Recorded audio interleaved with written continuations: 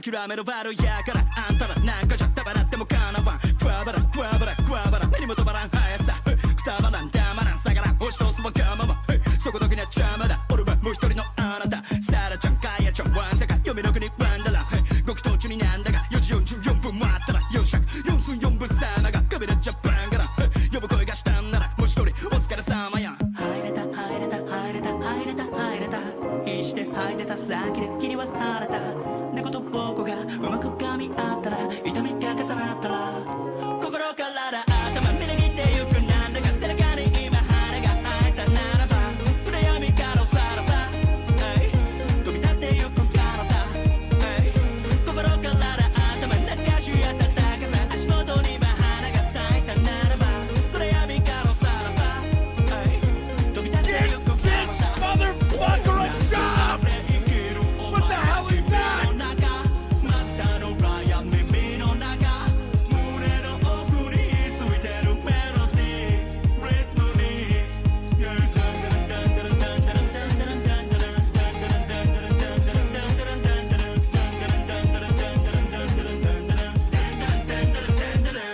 Everybody and their mama getting cease and desist letters in the mail.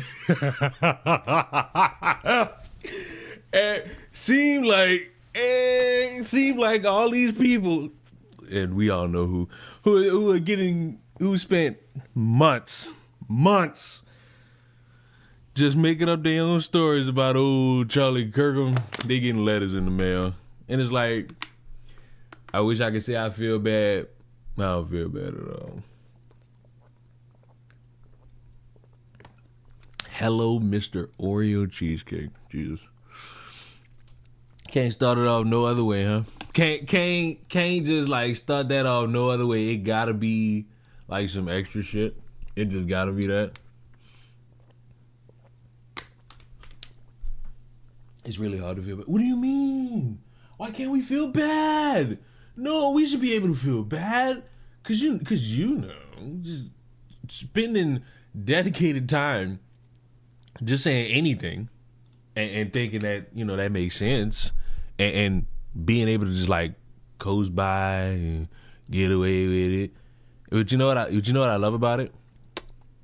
What I love about it is the people who are gonna sit there and be like, see, this proves it. This proves that we're telling the truth. How the fuck are you telling the truth about a story when the fucking person telling you the story is saying that this motherfucker has superpowers and was an X-Man? Like, what are we really doing here? Like, I wish I was conservative so that I could actually be upset about this shit.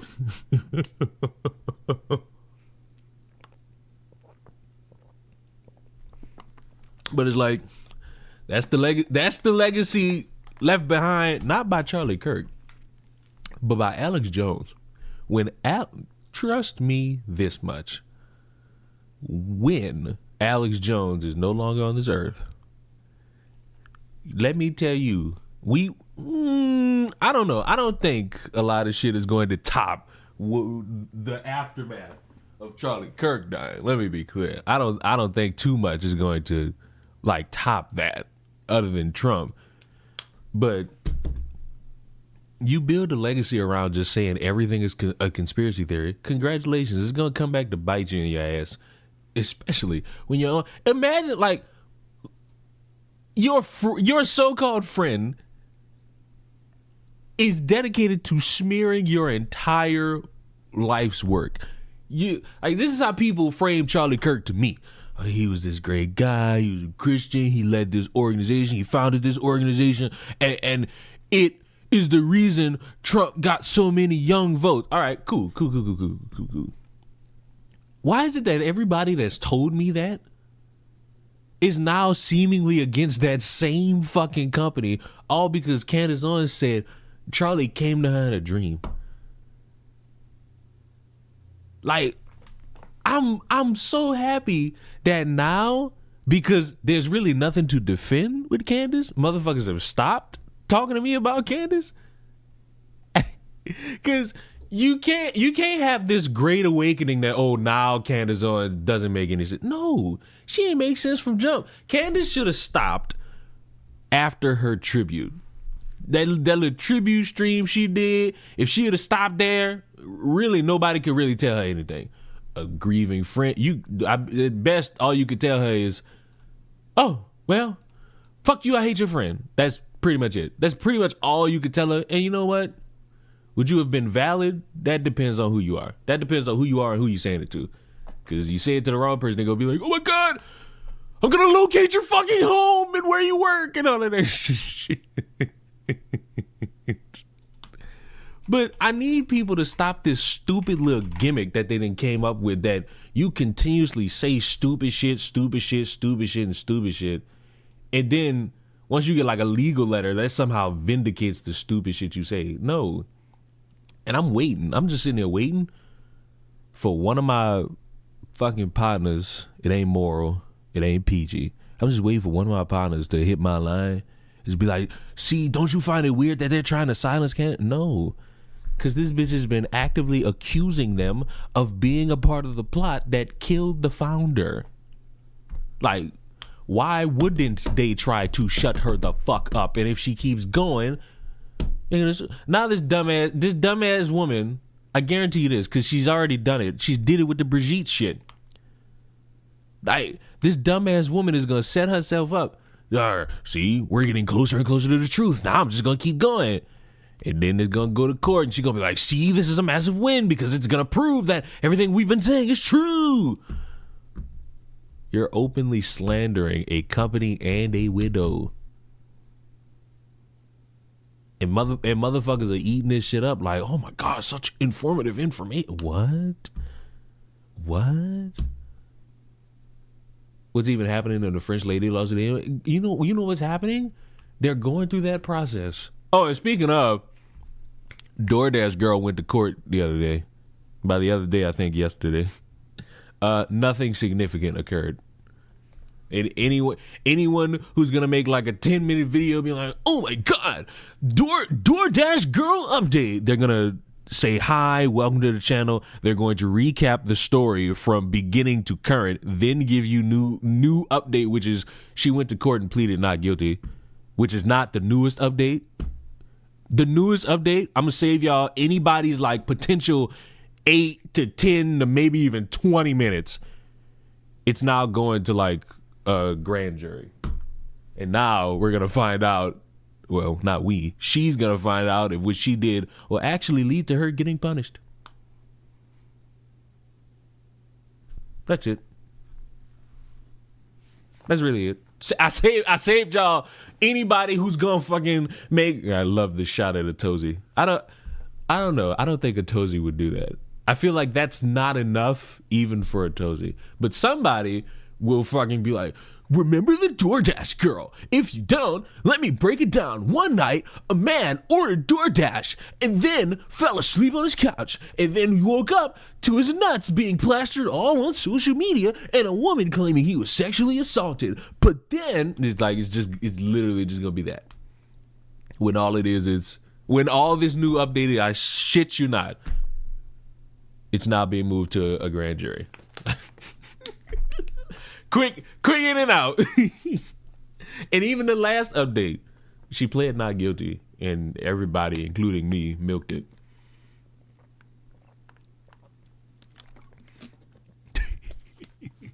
But might as well keep it a beat and keep it honest with you. But to bring it back to Candace, do you not think, or does nobody else find it like oh, hello, I thought, the screen would have been here too. I thought the screen would have been here too. My bad. My bad. But does nobody else think that it be the littlest bit odd that motherfuckers are getting sent cease and desist when you are making episodes and live streams where motherfuckers are saying this? In the aftermath, there's so many weird things about Erica and the 24 to 48 hours leading up to it and the 24 to 48 hours immediately after it, that somebody asked me yesterday if you could answer one question about the assassination, what would it be? And my answer, what did Erica know? Like, did she know he was going to die the next day? these people, and listen, it's caked in this stupid ass concept that has been brought up primarily by conservatives to try to save themselves, because it started when Alex Jones really bit the bullet financially. I'm just asking questions. I'm just sitting here wondering, is it wrong, no wonder, to paint your question as falsely accusing somebody of murder, being part of the murder, or being the one who orchestrated the plan for a murder? Yes. You are not just asking questions. You are trying to set yourself up in a framework that allows yourself to pin an assassination on a widow. I don't necessarily understand how we as a conglomerate have just sat here and allowed it. We've allowed this weird set of circumstances to exist where a motherfucker could just be like, and that's enough. And I hate that. I hate the now. I hate the now of political discourse and conspiracy theories. Now it's, don't you find it suspicious? Back in my day, motherfuckers used to be pointing their finger and yelling at each other and making this shit mean something. Now it's, I find it suspicious that A doesn't equal B. It's like, oh, niggas weak. What happened to the frogs being gay? Like, that shit used to mean something. That shit used to be impactful. That shit used to carry testicles. Now it's just, oh, well, maybe French trans. I'm still waiting. How in the fuck? Like, I'm gonna start being irrationally mean about the shit. That's when I think motherfuckers really gonna get the point that they need to stop saying dumb shit and just get to the point. I'm gonna start being irrationally mad. Maybe that'll get motherfuckers to recognize that you're not gonna win this conversation carrying somebody else's stupid words and acting like it's intellectual. The woman just blatantly burped out that she was getting hunted down by French transgenders. And nobody's brought it up since.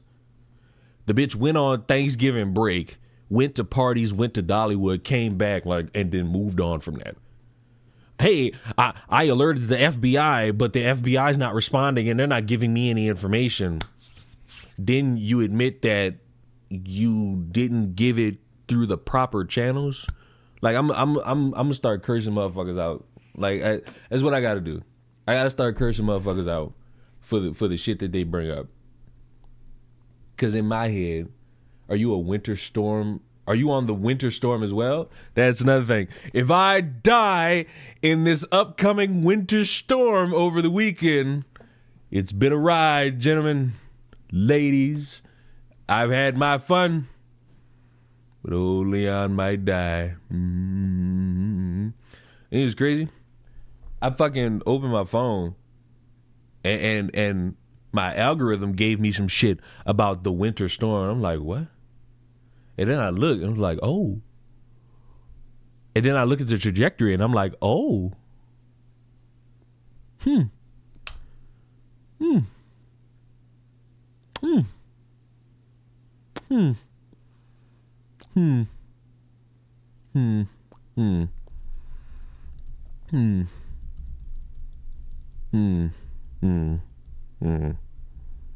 But it's been a ride, gentlemen. If I die,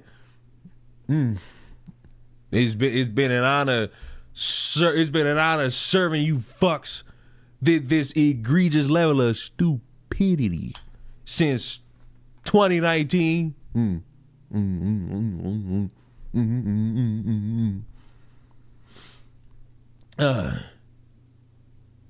If you die, can I take Knuckles? No.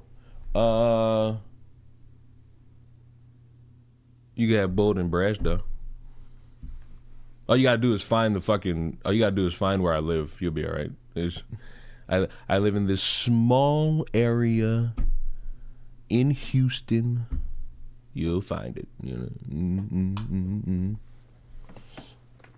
If Leon dies, I'll say the N-word in your honor. Can I have your snacks? No. Listen, bury me with all my technology. You know what I'm saying? AirPods, little Stream Deck, bury me with my PS5, bury me with both of my PCs, dibs on the air fryer. I will come back to life and cut your mother's throat. The air fryer goes in the gasket, okay? The air fryer ain't going nowhere. The air fryer is coming on with me.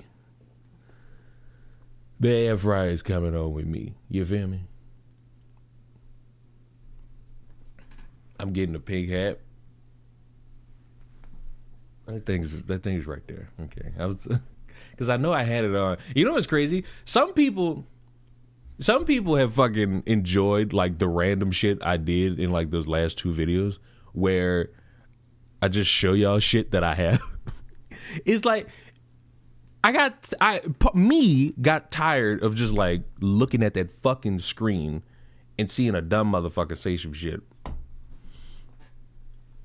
It was like, let me entertain myself and hopefully others. I'm not reading that first part of that. Leon, if the Broncos win, will you cosplay as a horse girl? Let me tell you something. Let me tell you the wider apparatus of what irks me at this current moment. It's the people trying to will themselves into miracles. Listen, I gotta ride with Jarrett Stidham. I got to, because he's the quarterback in the most important game of his career at the worst time. This isn't Brock Osweiler coming in for Peyton Manning through like the late stages of a regular season just to try to get us into the postseason. This is Bo Nix becomes our franchise QB, back-to-back playoff appearances, back-to-back decent seasons, gets us to the AFC Championship, and as a result, ankle's fucked up. Needs surgery. Got surgery, I think, yesterday. And an entire state, the weight of an entire franchise relies on Jarrett motherfucking Stidham.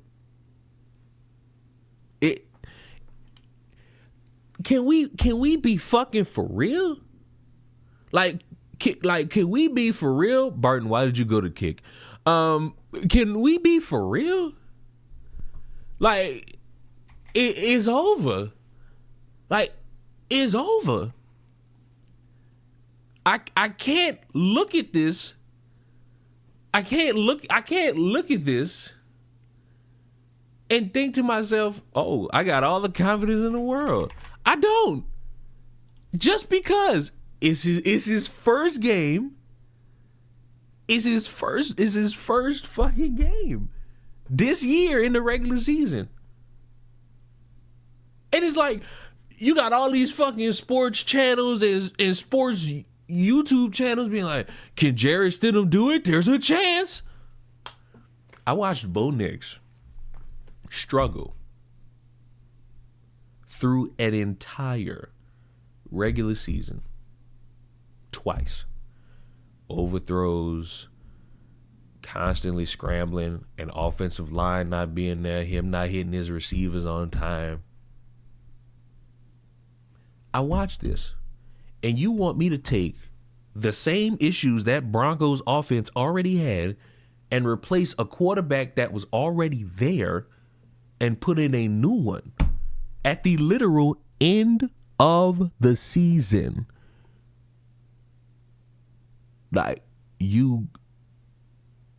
This is fucking ridiculous. Barton, you could sit wherever you want. I was just confused as to why you went from one to the other. I got no hope. I don't have a reason to hope. I don't have one reason to hope. I may have one. It's the fact that he's white. It's like, I couldn't trust a black quarterback, but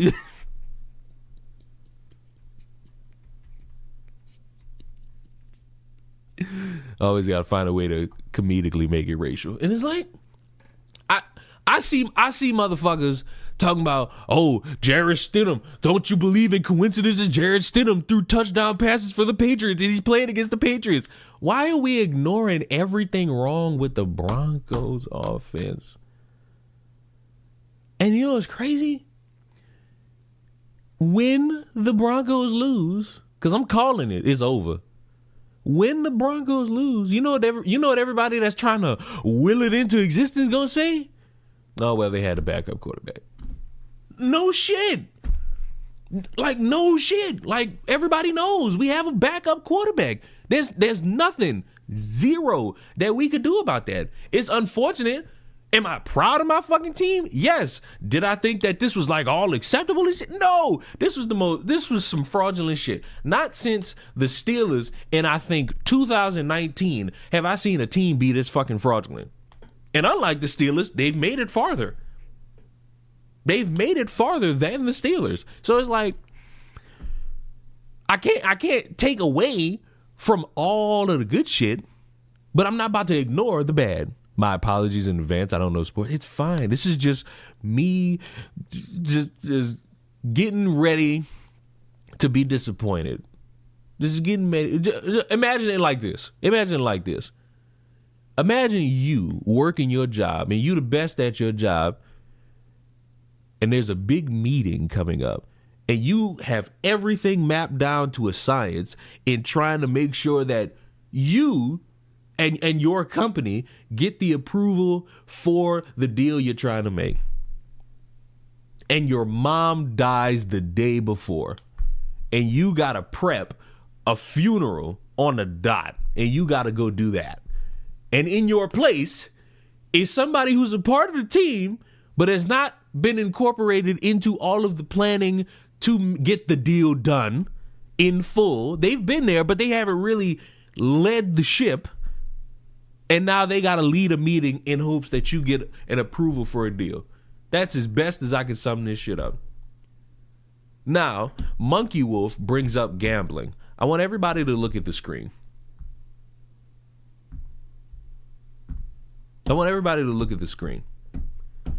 There's a game that's missing, and it's NCAA 26. That is, without a doubt, one of the worst fucking games I've played. I put 800 hours into it, and it just is fucking terrible. A broken game, a broken CP fucking you, and I don't have the energy to listen to stupid fucks who scam a community out of $30 ebooks, who incorporate themselves in the pay-to-win system just so that they could get rewarded by EA in the future, telling me to get good. I hope your mama getting beat up right now. Like, if somehow this were to reach the realms of all the people who play Ultimate Team on all these different games and they tell me get good, my only response to you is I hope your mama getting beat up. Because there's really nothing else I could say to you that'll matter. You think the game is good. You still play it. Fine. This game is verifiably ass on a graphical standard, on a gameplay metric. It's just terrible. It's a downgrade from the game that came out last year. And unfortunately, that's going to be the legacy of this franchise. It's going to get dumber and worse every year. And even when I say that, we will not be able to beat the rhetoric around balls and guns. It's never going to happen. It's never going to happen. It's never going to happen because the most downloaded games of 2025, ball, gun, gun, ball, ball, Minecraft, gun, gun, Yote, ball. And somebody will sit there and be like, these games are trash. How come this? How come that? Well, they come out every year. They sell like hotcakes. They somehow convince, I'm not talking about Minecraft and Arc Raiders and Ghosts of Yote. They come out, I'm not even talking about Battlefield. I don't even think Battlefield come out every year. These games come out and they convince an audience of people that you need this new edition, even though for some godforsaken reason, nobody's factored in like graphically, we've reached our apex. Like, what more could be done graphically for a sports game? I don't give a fuck about the crowd. I don't give a fuck about the sideline. I give a fuck about on the field, on the court, on the diamond. Yet, for some reason, we need this new version. Even though, like, it's not impossible for a game like 2K to just be, hey, let's say NBA 2K 27. We're not going to make another one for a few years. We're just going to keep constantly updating the roster as it goes. That's not impossible. Anyone who's saying it is somebody trying to dick suck 2K. It's not impossible. It's a thing. It's the same for EA. It's the same. I ain't going to say it's the same for MLB because I don't play MLB. But the reason why what I just said is never going to happen is because money will be made. It's simple, money. And guess what? Gamers are going to buy. I know at one point there was like this, we need to stop paying for all this. You still pay for it. Even if you get it at a discounted price, they add that to the sales. You still paid for it. Even if you bootleg the game somehow and get it on your console for the free, guess what? They accumulate your player time into the success in the business meetings, which leads to them making another one, rinse, repeat. Literal rinse, fucking repeat. And guess what? Nothing's going to change. You know why? Because gamers are cucks. Gamers are cucks. And there's no way to be like, no, we're not. We actually just want... You're cucks. And guess what? I say we, I'm included. I'm a cuck. Look at the games I got. Look at the games I got. I'm a cuck. I'm a cuck with y'all. I'm a cuck with you. That's why it's more comfortable for me to say it. And yet, for some reason, motherfuckers are gonna... I have an idea on how we could combat 2K and EA from these predatory systems. Just for the whole thing. Just for the whole thing that does not matter. You know why? I'm gonna show you why. Hold on, let me get it. I'll show you the reason why. That's the wrong account. The reason why is because if I go to this Twitter account and scroll right here, you need the new Emmett Johnson, Kyle Lewis, Cassius Howell, Turner Kozul. You need that. You need that. You need that. You need the new Bruce Smith card, the Desmond Howard, the Bray Hubbard, the Justin Haynes. You need it. You need it. You need to be entrenched in the new year, new crew, the alumni, the national champion volume 2. You need all this. You need all these cards. You need Brian Bosworth and Larry Fitzgerald and Jerome Bettis. Meanwhile, the game's ass. The game's garbage. If I could just mid-blitz all day, nobody on defense gets tired. My offensive line is fucking flimsical, even though they all 95s and 96s. What's the point? Telling me get good is just code for you not putting in money so that you could be better at the game. And if that's the case, fine. I hope your mama getting beat up. That's it. I hope your mother is getting beat up. If your response to me is get good or I don't know nothing about graphics or I don't know nothing about this, you want to suck a company's dick so that you could get the game early. Fine. Just admit that. I had to hear one of these schmucks when College Football 26 came out. Oh, it has some issues, but overall it's a massive improvement. This motherfucker made a video saying that a dude who was criticizing the game is the ultimate hater just for this motherfucker to make a video 2 months later talking about the honeymoon phase of the game is over. What? I have never one time looked at a video game and thought of it as honeymoon phase. What? If you have a honeymoon phase for a game, that lets me know the shit's bad. And there's things in it that are bad. And you know it, but you're deluding yourself just to be like, oh, let me be somewhat positive so that I could keep my little EA deal and I could keep coming back every year and get access to early codes and early betas and giveaways. And for some of these motherfuckers, I could just dick suck EA and get limited cards. Because that was another thing. A dude did something for EA and he is a content creator. He does streams and videos on these games and got packs of just limited edition cards and was rewarded for that. And people looked at it and said, what the fuck? This not fair. And then they moved on. You know why? Because gamers are cucks. Need I remind y'all, the Nintendo Switch 2, and it costed nearly $800, and everybody was like, this is outrageous. The sales of that thing didn't go down. They went up. And if we go to February and Pokemon does this fucking 30-year anniversary thing and they announce all these old GBA games to go on Nintendo Switch Online,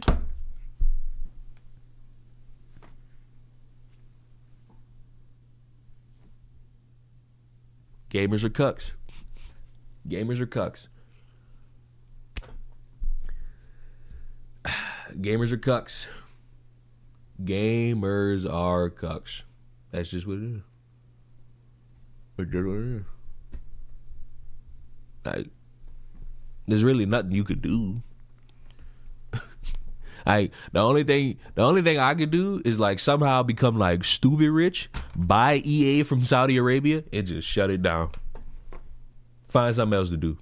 I will own the rights to EA, to Madden, to college football, all of that. Shut it down. Go find something else to do. That's the only way.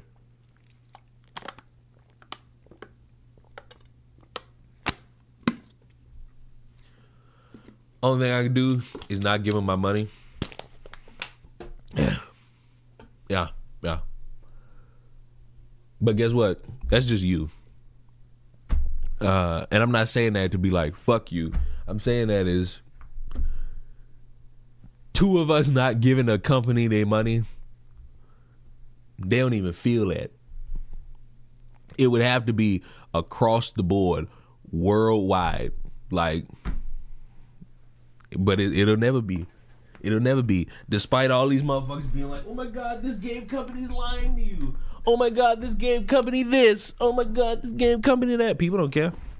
You know why? Because they want to play the latest 2K. They want to play the latest thing. And I really have to sit here and think to myself. I really got to sit here and think to myself. Do I want to subject myself to this again? And the answer is no. Like, the fucking answer is no. Because if the game's just gonna come out every year and be worse, why give them my 60, my 70? Why? It's to the point where I wouldn't even want this game for free. And that's bad. But I'm the odd man out because unathletic freaks will look at this shit and say, you don't know what you're talking about. They'll say, best game ever. That's why, like, I think it was maybe like 3 weeks ago, people was getting banned from the game. And I was just replying to their tweets like, good job, EA. Keep it up. And if I see more of it, I'm going to just be like, this person promotes $30 ebooks. EA, keep them banned. Like, that's all you got to do. Like, I'm just spreading negativity where negativity needs it. And this game needs negativity.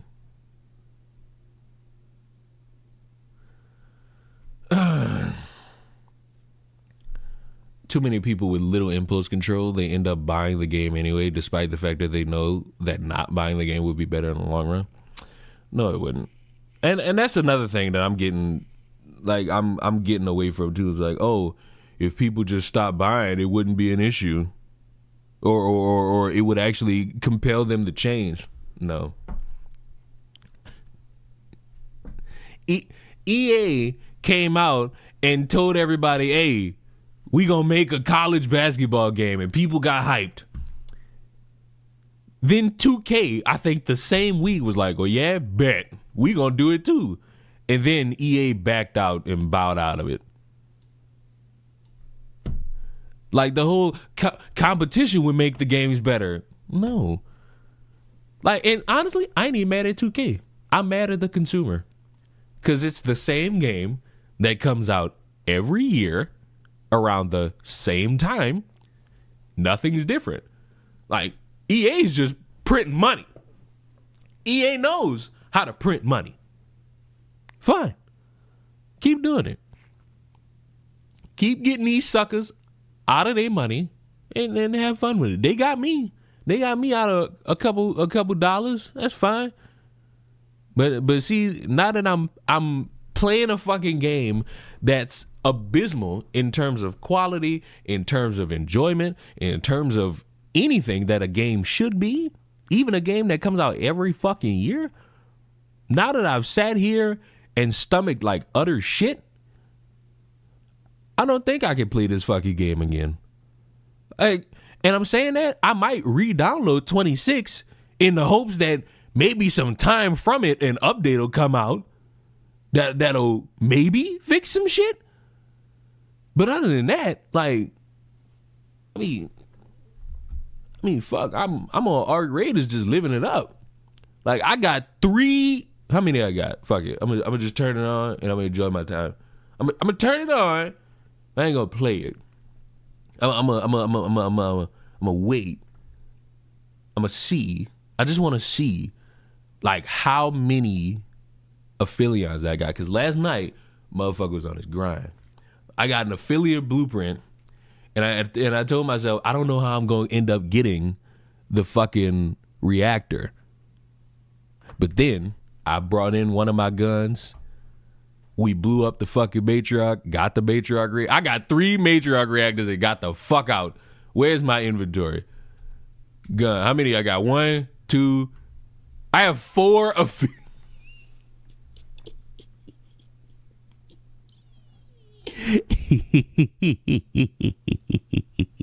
I have 4 affiliates. One might say that this is a little greedy. One could make the argument that this is a little greedy. But I say not. I say not. I say I've done the good work to be an Arc Raider. But enough about that.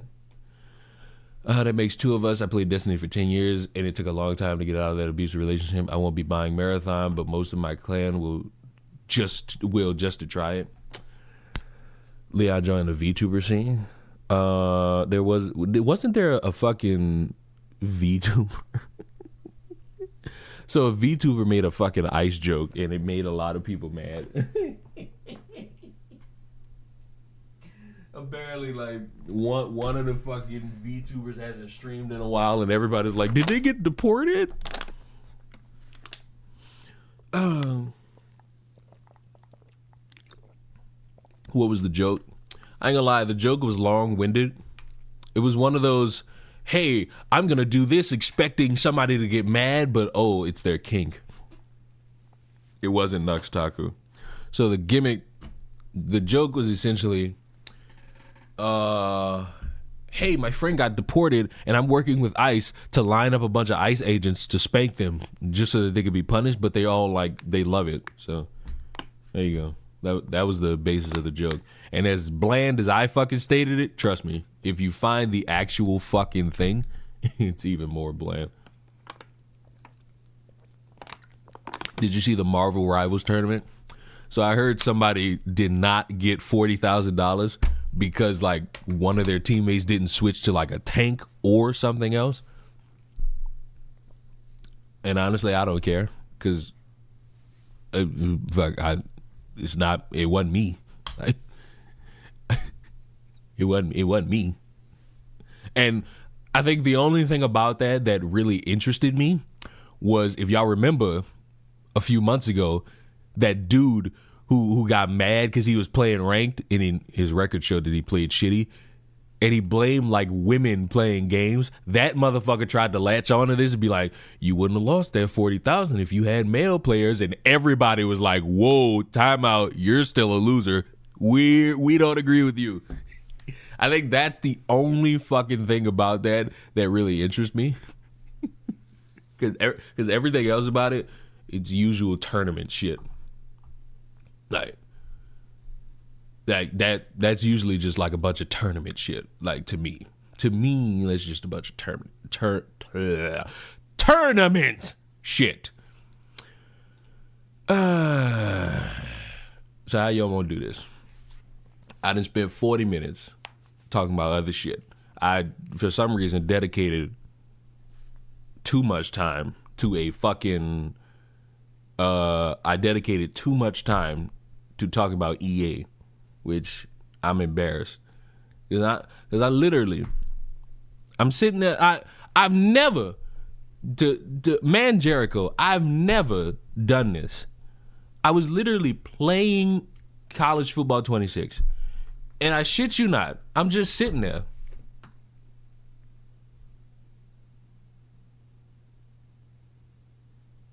Like, I'm just sitting there, like,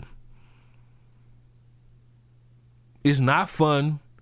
It's not enjoyable. It just got me. It's just... And then I just deleted it. I was like, maybe I'll go back to it, but maybe this is the sign to just like not touch that shit no more. And I don't really give a fuck about FOMO or like a stupid motherfucker telling me, oh, the game's better than the last one. You're easy. You're easily influenced. And that's all it was. Like, I'm playing a game. It got me mad. But I'm literally sitting here beforehand just...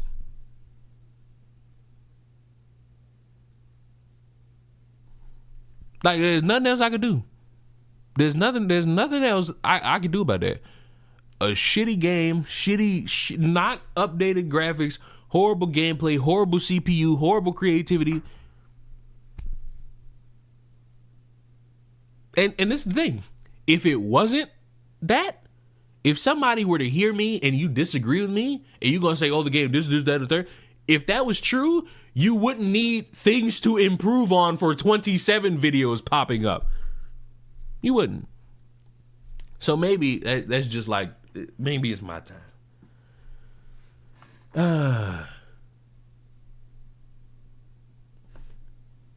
Maybe it's just my time.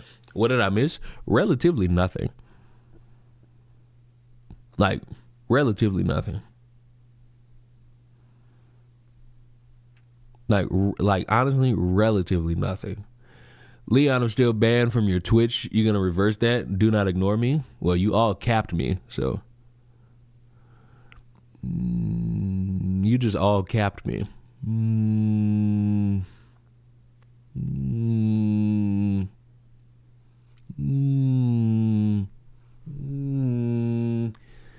You did just all cap me.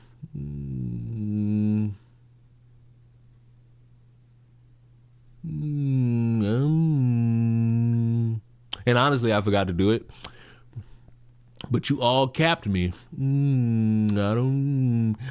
All capping me? I feel like, I don't know. I don't know. Seems like I might have to. You know what? I'm gonna let it slide one good time. One good time. You all cap me again. I don't know. Who's fighting in this conservative civil war? I'm not there yet. You shut up. I'm fucking building my repertoire around here. Shut up. I'm fucking building my scenery. I'm building my own intrigue here. I got tabs open. I got a number of 1, 2, 3, 4. I almost X'd out. 4, 5, 6. 6 tabs open. What is this? 7. Do I give a fuck about showing this Poppy Playtime shit? You know what? Fuck it. It's 2 minutes.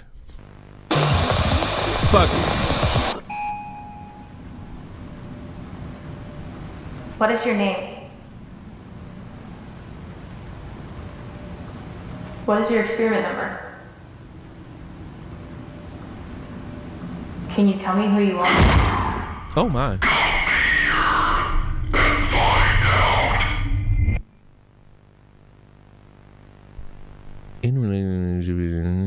Shit to the region.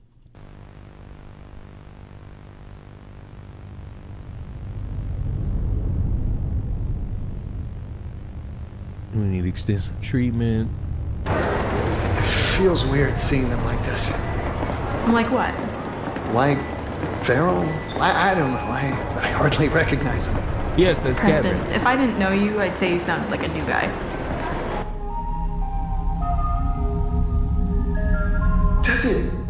Does it ever bother you the way they act after we...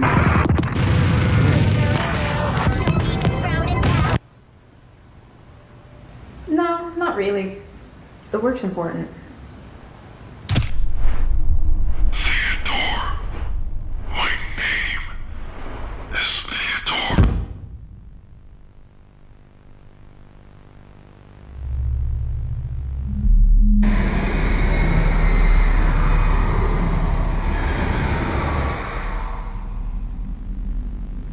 I know it's important, Newman, but you can't deny the cost is... well, there is a cost. You just can't dwell on it. The trick is to stay focused. Besides, if Grace's treatment plan here works, 1188 won't be feral for long. What is your name? What is... yes, your name, please.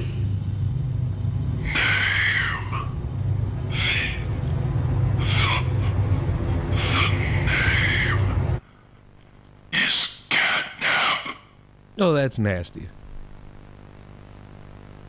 Well, that's just nasty.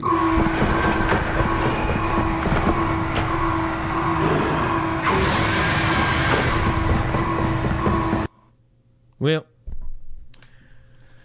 that was nasty. but a good type of nasty. One that intrigues me for the fucking game, even though I think we know it comes out on the 18th. Yet, for some fucking reason, well, let me not say that. Let me just go on Steam.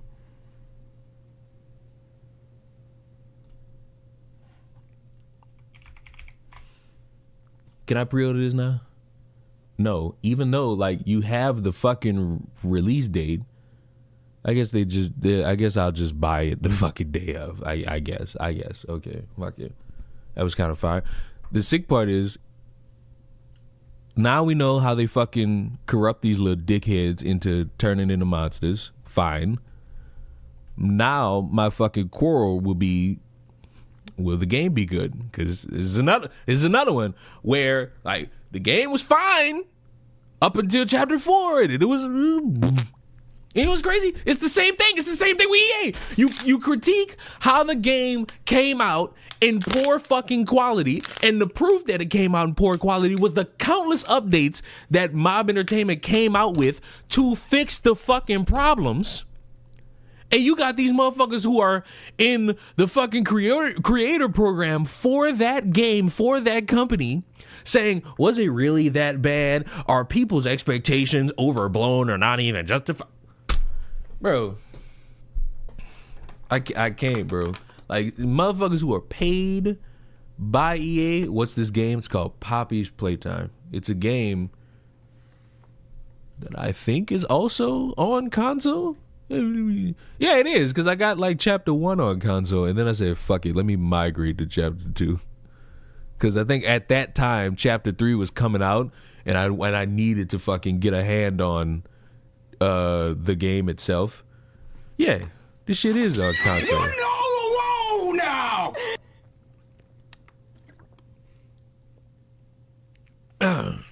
Like, you know, why don't they have it?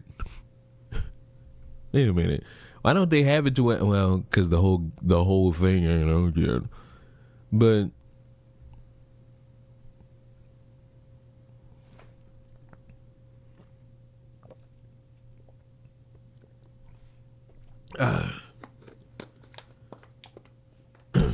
they just look out for your summer body. But yeah, it's another one of those mascot horror games where you're the main character trying to figure out, ironically, what happened to a bunch of kids, because every single one of these fucking mascot horror games relies upon you realizing that kids are dead. But you know what? This game could be ass. Like chapter 5 or probable chapter 6, it all could be ass. You know why? Because this game can't be. Reanimal cannot be ass. It cannot flop. It cannot be doo-doo. Matter of fact, one moment. We go on in a little do-do-do-do-do. A little do-do-do-do-do. And then just... And then go back over here. And then work around over, and then type that in right now. And then hooty-hoo, huh? And then woo-doo, huh? And thank you. I pre-ordered the game. I pre-ordered the deluxe edition so that I can have all the extra shit.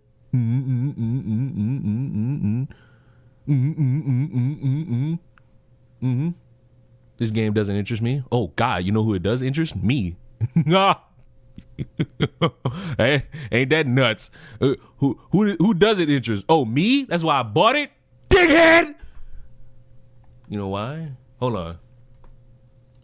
Get you motherfuckers out the way. You all in the way. Shrink down. I just need this little creepiness. I've been getting more into horror games over like the past year and a half. I'm intrigued by this. I want this. Would you ever play Zoocosis? I feel like that's a disease. Like, I feel like isn't Zoocosis a fucking disease? Dispatch is a great horror game. I bet. Oh yeah, it is. The horror is how bored you fucking are. But yes, I now have Reanimal waiting for me at the right time. It comes out on the fucking 13th. Yes. And I will be streaming this horse shit. And it better be good. I heard this game is either going to be ass or it's going to be good, and nobody knows yet. I heard that this game is either going to be ass or it's going to be good. I don't know yet. I don't even know what this looks like. Wait a minute. Didn't I have this? This game looks familiar. This game looks... Wait a minute. The game looks familiar. Hold on, let me see. We'll get back to the regularly scheduled program. But I just need to see, because that game looks stupidly familiar. Why the fuck is Butters and Deadpool on the fucking like screen for Fortnite and Marvel? What the fuck is going on in them games? What the fuck do you mean Butters is in Fortnite? Let me look around. Oh, because it looked like this dumbass shit. That's why. Because it looked like this fucking clusterfuck of a game. Let me see. Let me view the product. Let me see. Yeah, it kind of get a vibe of this shit. Okay. We're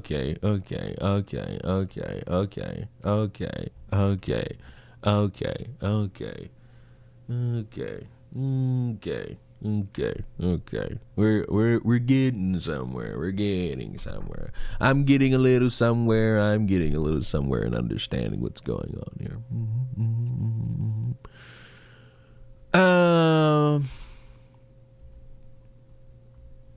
Where's my thing? Oh, there it is. Okay, cool. Let me just throw that to the side and let's start the show. Let's just start the show so that everybody's well in tune, everyone's well aware, no one's complaining, none of this extra shit. You understand? We need to understand each other a little bit more. the psychology in ways that we as humans are advancing is astronomically amazing. We every day reach new heights, new milestones, new goals for the future of humanity. And at some point, and I have no idea where, we've come upon the understanding that men are terrified right now. And you might wonder why. And you might question why, and you'll look at this and you'll see the word evolution. Let's see what this individual has to say. All right, I'm back again to hit you with some knowledge about why men are so terrified right now. Okay. Studies have been conducted that women can make babies with other women. No. Unless you go to like sperm bank, get you some sperm, and you and your lesbian partner, could you just like pretend like you pegging each other with some strap-ons, and then like one of y'all put it in and one of y'all insert it, and maybe that way. But like in terms of like the sexual contact leading to 9 months later a baby, no, we're not there. Without men. Yes, you heard that right. We do not need anything from a man to create a baby. The result? We will only have women children. That's also not how that works. That's not how that works either. No, because what would that mean? 2 men can make a baby by... Never mind. So now let's talk about evolution. Women have had to survive in the society we live in today because of the threats of violence against us. So as we evolve, we become more consciously aware of what is actually happening to us in order to survive. And this deep-rooted consciousness that is happening with women all over the world, and I mean all over the world, is absolutely terrifying to the male species. They have used power and control in order to shut us up and put us in a corner. But what they don't understand is that we are too conscious. We have become too conscious, and you can't take consciousness away from a human. I don't know how confident I would be in like somebody giving me the biological evolutions of women from somebody who looks like the dad of McJuggernuggets. So you gotta understand, like, if somebody could probably convince me, it's just not you. Now, in order for the male species to survive, they must evolve too. And this is absolutely terrifying to them because they've lived in the comforts of their safety for so long. And as What's the comfort of my safety, having a dick? we bring consciousness to the male species, they now understand that women actually hold all of the power. Women decide whether the universe procreates and continues. So I say all of this to really say it's time to evolve. Now look, while this was very stupid, it is an older video. How do I know this? It's because in good faith, after seeing it go viral, we have a little bit of a clarification going. Y'all, anti-woke memes got me. Anti-woke memes got me good. Okay, let me tell you something. They found a video of me that I deleted years ago because I was spreading false information. Okay, I liked it. All right. It's not too many times we get people who admit that, they're spreading false information. It's, 2 women scissoring to make a baby seems a little not there yet. Good job.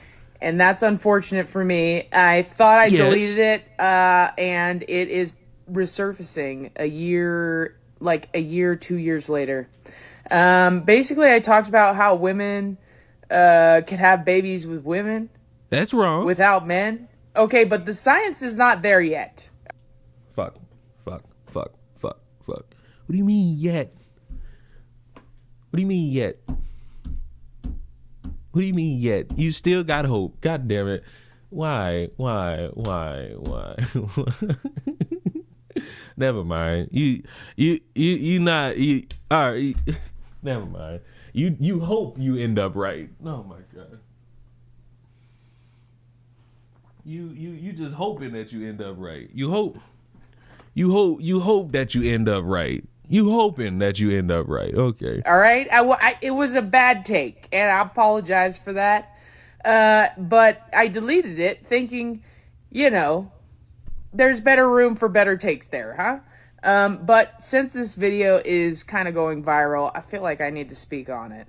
Now, what I will say is the comments are hilarious, all right? They call me Mark Wahlberg, the feminist Mark Wahlberg, and I love that for me, okay? But I do apologize, and it's not the information that I would like to put out there to the world. So if you see this video, it is not a take that I like. And you know what? Even though she said yet. Even though she said yet. I still like it. I still like, you looked at it, you read a study that made you feel very confident, and you promoted it, and it ended up being so fucking wrong.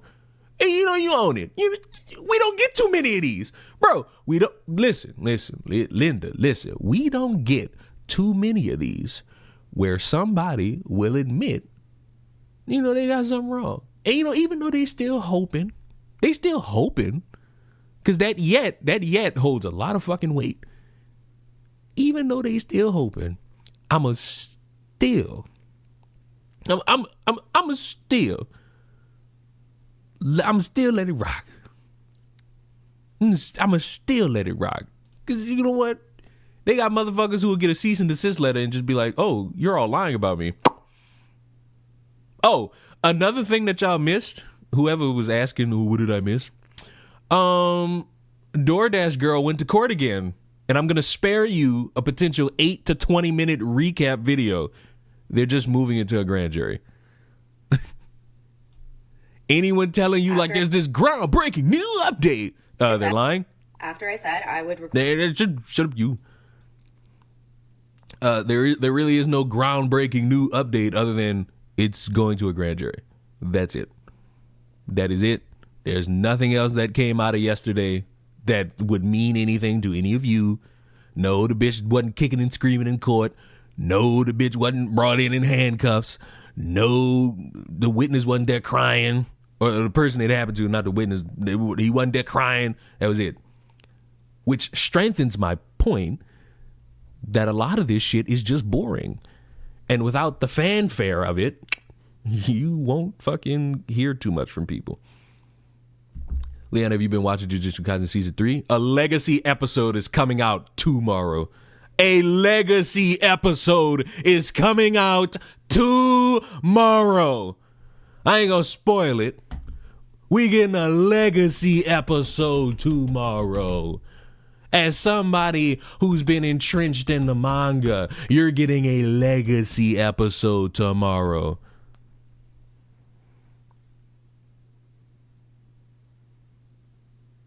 Does that answer your question? Genital Savage. I know that's not your name. A legacy episode comes out tomorrow. It's just so simple. It's just so sweet. It's just so simple, and it's so witty and pretty and gay.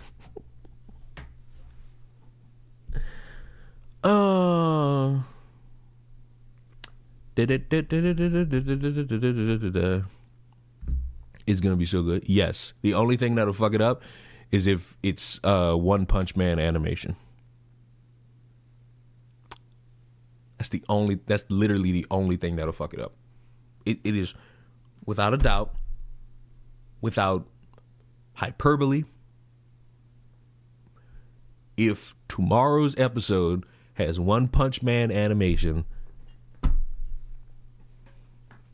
the legacy dies. The legacy dies. It never ends with the DoorDash one. Honestly, like, you're getting no update worth a damn. Did you ever watch Yu-Gi-Oh? No. I did, however, have friends that stole Yu-Gi-Oh cards from Target. So take with that what you will. Isn't that the one with the blue eyes, white dragon? Or am I thinking of something else? I feel like I'm thinking of something else. Oh, it is? See, I may not know, but I know. I may not be in tune but I'm gonna wear like the basic shit. You know? I'm gonna wear like the basic shit. You know? What do you think about JJK Modolo?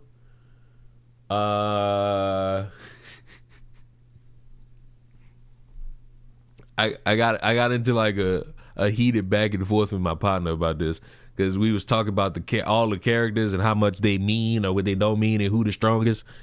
And he said something stupid like, "Oh, the strongest characters all died and they died by the hands of the strongest." So essentially, we just throwing everything out the window.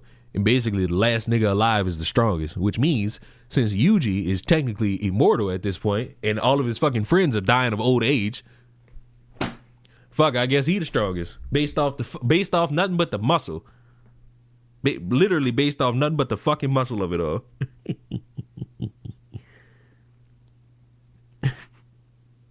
And it's just like fuck, I guess. Not a fan. No, I've never watched Death Note. Sorry. I never watched Death Note. Not for any reason other than I just never watched it. Isn't that the one where a character named Light? Matter of fact, should I add Death Note to the list? Because I'm compiling a list of anime that I just got to start watching. I didn't even start watching Gotcha. What have I been watching? I need to watch Freerun. I might start watching them 2 Freerun episodes tonight. I might start watching them Freerun episodes tonight. Did you ever watch Dragon Ball Z? Nope. But I will fight for love and glory. I will live to tell the story. There is nothing we can get to. Nothing ever dies. We will rise again. Don't stop. Don't stop. We're in luck now. That's probably not the lyrics, but Yu Yu Hakusho is on my list to watch. I need time to binge. That's really what it is. I need time. I typed in you and on Crunchyroll and Yu-Gi-Oh's on here. I typed in you and apparently Yu-Gi-Oh's on here. And apparently it has 1 season with 224 episodes. Sheesh. And they have something called Yu-Gi-Oh! GX, 3 seasons, 180 episodes. Yu-Gi-Oh! Vrains, I feel like that would just be called V-Rains. That these are all different seasons that they just compiled into one. Yu-Gi-Oh! Zixel, or Zizel, 3 seasons, 146 episodes. Yu-Gi-Oh! 5Ds, 2 seasons, 154. You know, this is bullshit. You got Yu-Gi-Oh! On here, but if I type in Inuyasha, it's not on here. If I type in Inuyasha's not on here. It's not.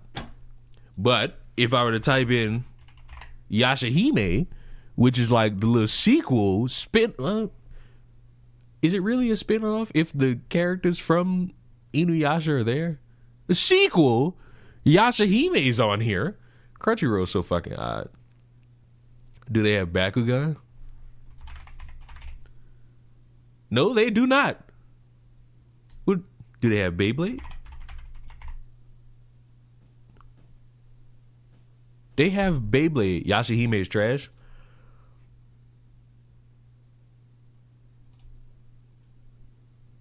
Hit the bricks. Hit the absolute fucking bricks. Hit the bricks. Hit the bricks. Take them 10 minutes. Take them 10 minutes to think about that dumb shit you just said. Yashahime was actually pretty fucking good. Yashahime is pretty fucking good.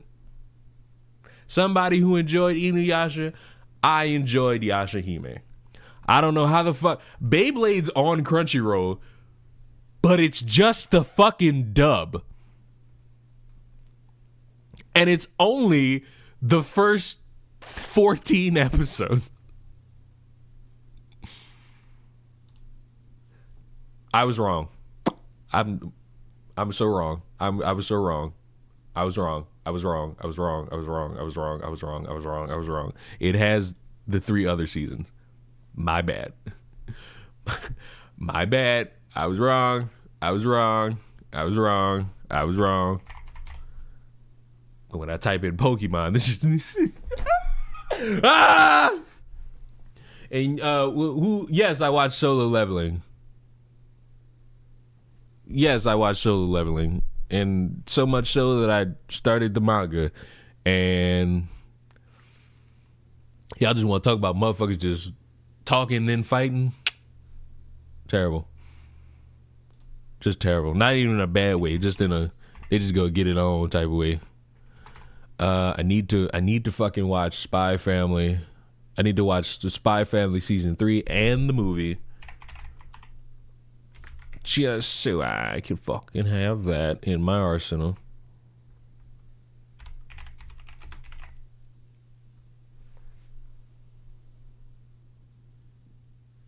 At this point, I'm just watching. There was a point in my time where I was watching nothing but Korean romance, and that was when I first got acclimated into Netflix. You know. I really put Skelly in timeout for that egregious fucking slander of Yashahime. Just so we're all fucking clear. Holy slop. You gotta think about yourself too. You go think about yourself too. All you motherfuckers go think about yourselves. Listen, I'm cool with everybody having their own anime to watch as long as you don't come in this motherfucker mentioning Boku no Pico. Or Beastars.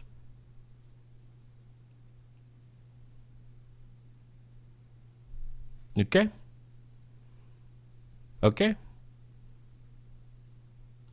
Like, them my two. In my two. What the fuck is bad with Beastars? You gonna ask that with an honest question? You asking me that honestly? Like, ponder to yourself. Ponder to yourself, buddy. You know, you just don't want me to say it. Because then you're going to have to try to, oh my God, it's not that bad. You know what's wrong with that fucking show. Don't play coy with me, boy or woman. Oh, what was I about to say? You need to watch Initial D. Sounds like a sex joke. Sounds like a sex joke. Tokyo Ghoul season 1 is good. Tokyo Ghoul's opening is good. Let's not delude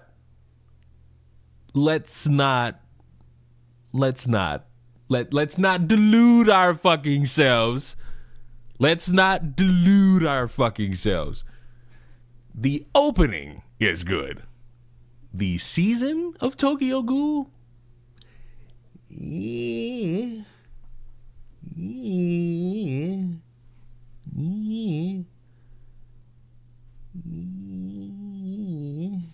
It ain't shit.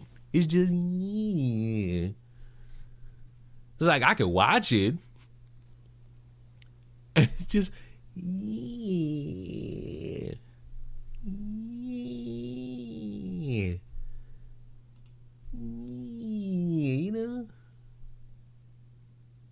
Tokyo Ghoul's manga is better. That's another one. I'm like that one boomer on anime. No, you're not. I'm also. Even though I started watching anime, I'm like, okay, technically, if you watched Pokemon, you've been watching anime since maybe the 90s, depending on how old you are. Apparently, I've been watching anime since 2009 because I didn't know Sonic X was an anime. I didn't know Pokemon was like an anime. Didn't know Beyblade was an anime. Didn't know Bakugan was an anime. So I guess I've been watching anime since 2009. But in the realm of like all this shit that would be on like Crunchyroll or some shit like that, I think 2012 was when I really started watching anime more. And then like I got put onto Attack on Titan and all this shit. So it's like, okay. Okay. So how y'all want this? So around 2004. I mean, I wasn't aware. I was just like, hey, it's a cartoon. Fuck it, let's watch it. I wasn't aware that this was actually bigger in other places. Like, but no matter how old I get, I will always be a Bakugan battle brawler. One goal, two worlds. Simple shit. Mm-hmm. No, I have not seen 100. I love how this stream so far, I've only talked about one thing that was of substance to any of the titles on any of the platforms. And it was the women making babies thing. Everything else is just me venting or talking about other shit. What's your take on JoJo? You talking about JoJo's Bizarre Adventure? I've never watched. I do, however, I may understand JoJo's Bizarre Adventure just from like little promo image. A bunch of strong, muscular characters either doing comedy or brawling or both. I feel like that's the vibe of JoJo's Bizarre Adventure. Could be wrong, but that's the vibe I get looking at like the promo images. It's like they got like comedy characters, but then when it's time to brawl, these motherfuckers brawl. Like that anime doesn't strike me as like a plot heavy, everything's so dramatic or type of shit. I feel like JoJo's Bizarre Adventure is like a fun vibe. Like, I feel like I could be so fucking wrong. That could be probably one of the most depressing pieces of fucking entertainment that just so happens to have funny moments. Could be so wrong. JoJo's Bizarre Adventure also has dog abuse. Hey, so it sounds pretty good. Your resident red pill guru is back to enlighten the masses on the do's and the don'ts. And this is specifically towards the future of dating for the men, because you might be a little dismayed that you may not have the gumption or the stuff to get in a relationship or even a first date with a woman. Well, I'm here to let you know that if you're depressed, it's going to get a little bit worse, because apparently now we got social media apps letting us know about the problems and how we could counteract them. After I said I would require a deposit to take me on a date to cover my date preparation costs, I'm now working with an app developer to make this a reality. Prostitute. This is a prostitute. This is a prostitute. Like, it's a prostitute without the sex. And I'm going to just take this shot. I'm gonna take this shot. And it's like, in my head, you can just not deal with this. If you talking to somebody and they tell you, oh, I require essentially a security deposit for us to go on a date, move around. Just move the fuck around. This is actually happening. We are building the app. I'm not even exaggerating when I tell you this is the best damn dating app you have ever seen, because there is a clear difference. Well, it can't be, because it's not made. Difference here where the woman can set the deposit rate and the man can pay for her date preparation costs. So as a woman, you're going to walk into the date already so happy, and that's going to lead to a better date and a better connection, and that gives the man a better chance of succeeding in courting you. The app is called Courted. So when people ask, how did you meet? You can say, he courted me. So cute. The website already looks absolutely stunning, and the app itself, incredible. All of the features are so unique and nothing like you've ever seen on any.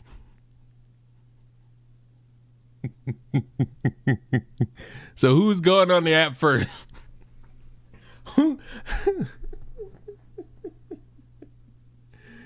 You already listen. At that point, fellas, just pay for the pussy. Just pay for like an hour and go from there, bruh. Pay for an hour, nut, leave. That way you done satisfied your flesh, you done satisfied your own time of personal connection, and everything is just sanguine at that point. New donation from Mercedes Rivera.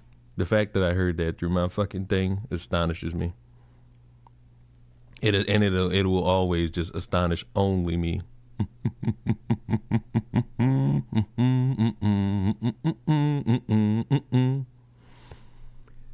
But that's my female view of it. I could be different than a male view. Here's my view of it. Like, dead ass. This is my view of it. Wait, what was your view? If he paid, it would feel contractual. I really feel like a man who truly loves his woman, a straight guy, would be happy just to eat and spend time. So here's the thing. Money is everything. Let's get that clear. No matter how much anybody wants to say, no, it's not. Yeah, it is. You have to make money to live. So money is everything. Nowadays, everything is essentially money driven. If you don't have this, you're falling behind, and the apparatus of social expectation will deem you as a failure if you don't have a house or a car by the time you turn 20, because we've devolved as a society when it comes to expectation versus reality. In the dating pool, you will have to spend an semblance of money.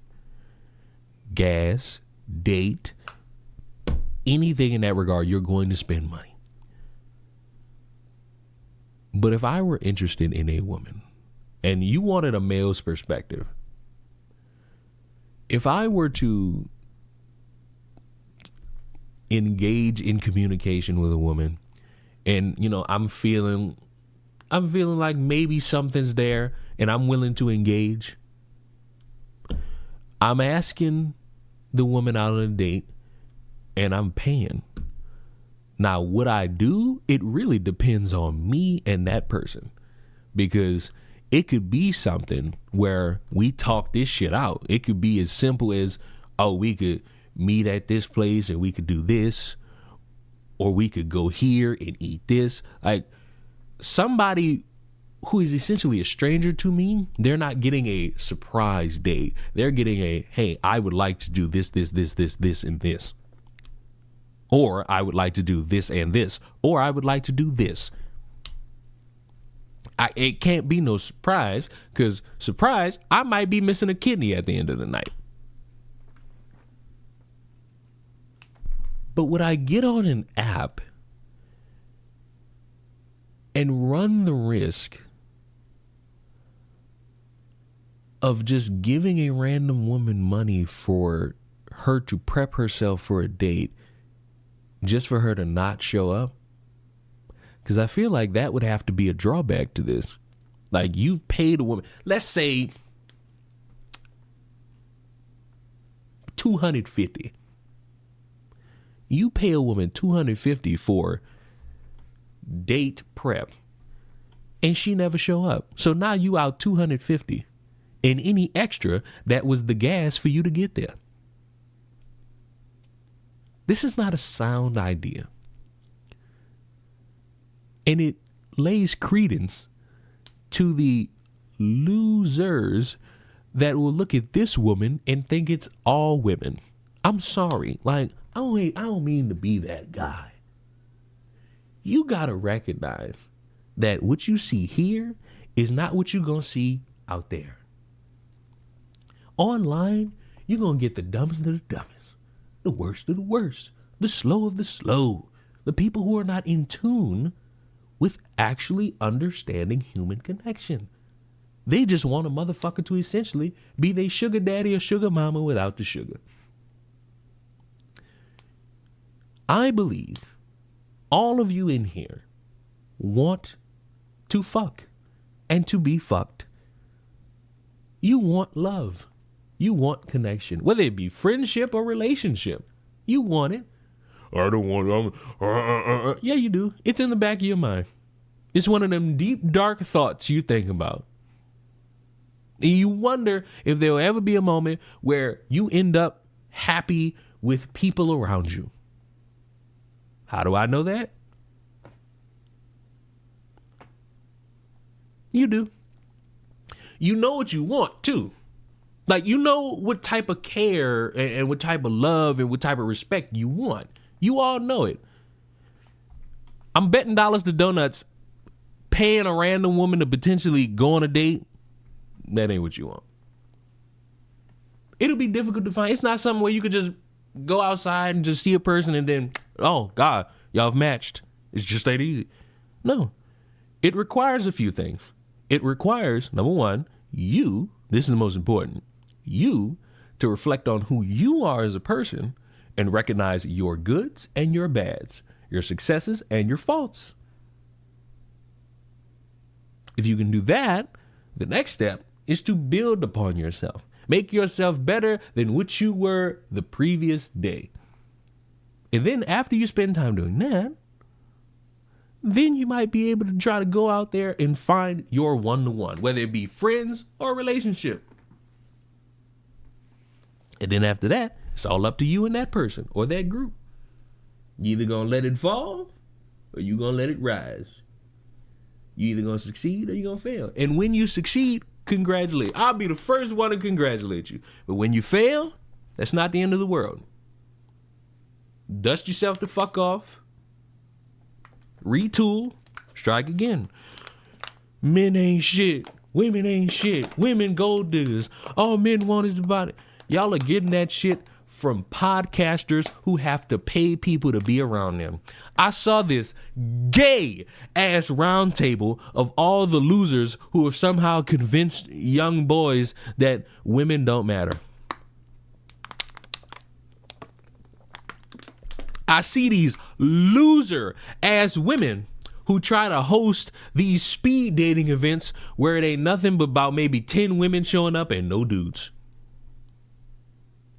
These people, they are not who y'all should be seeking dating advice from. All they're going to have you do is sitting in your home by yourself, mad at the world, thinking that you've solved how you look in terms of other people's eyesight.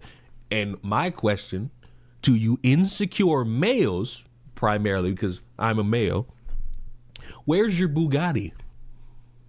Where's your luxury life? It's been years. Where is it? We're in 2026. It's been 6 years since all these motherfuckers then came into relevance. Where is your Bugatti? Where's the millions of dollars? Where's the shit that was supposed to attract women to you? Oh, you don't have it?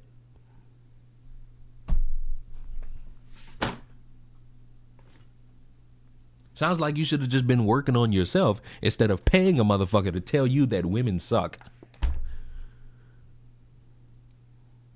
Maybe. That would have been a preferable option. That would have been a preferable outcome. The moon is fine. Mariah, I love that you're the first person to bust that emote. Why are you the first person to bust one of my new emotes? I thought this was the sexiest YouTuber. Why am I seeing the sexiest streamer? Hell yeah. Hell yeah. Hell yeah. I'm back. Yeah, are you ready to apologize for your sins? Are you ready? You need to apologize for your sins. There's so much that I'll tolerate. I'm not tolerating Yashahime disrespect. You understand me? Did this take away the mod from you? Skelly?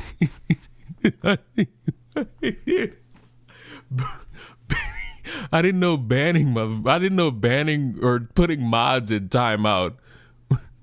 I didn't know putting mods in timeout took away the fucking whoops.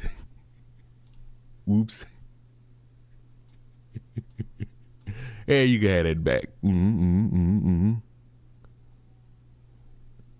Yeah, you can have it back. I see a drink water redeem. Shut up.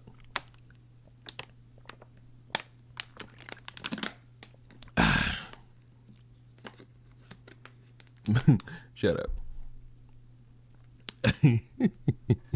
But Skelly, I do now have new emotes on Twitch. I have 3. I'm so happy man has his water. I mean, yeah, this one's empty, but this one still got a little swig left in it. So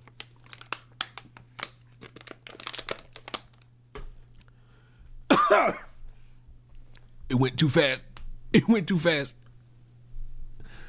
You know what's crazy? That video of Asmongold wincing after drinking water will always amaze me. Leon, fruit eating stream when?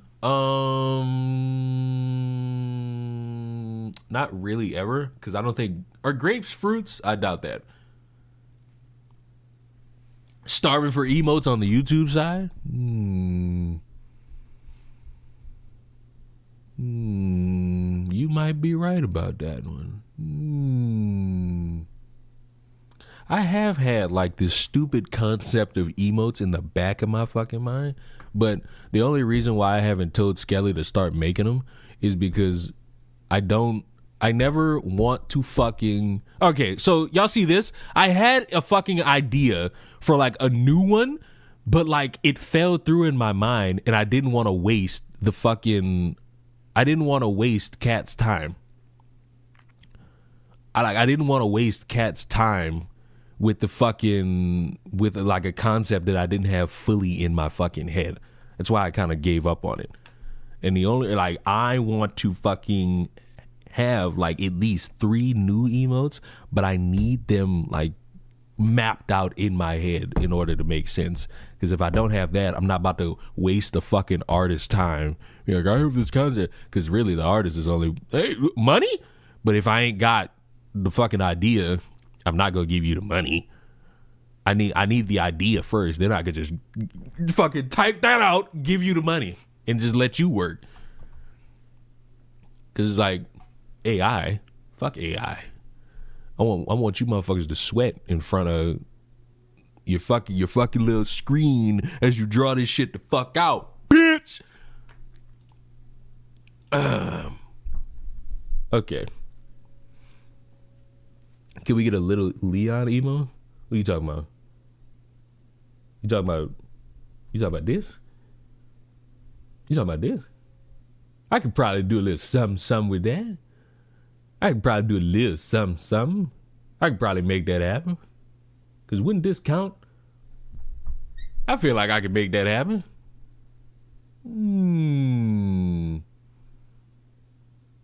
Need a Zac Efron behind bars emote? That is true. A Leon titties mouse pad.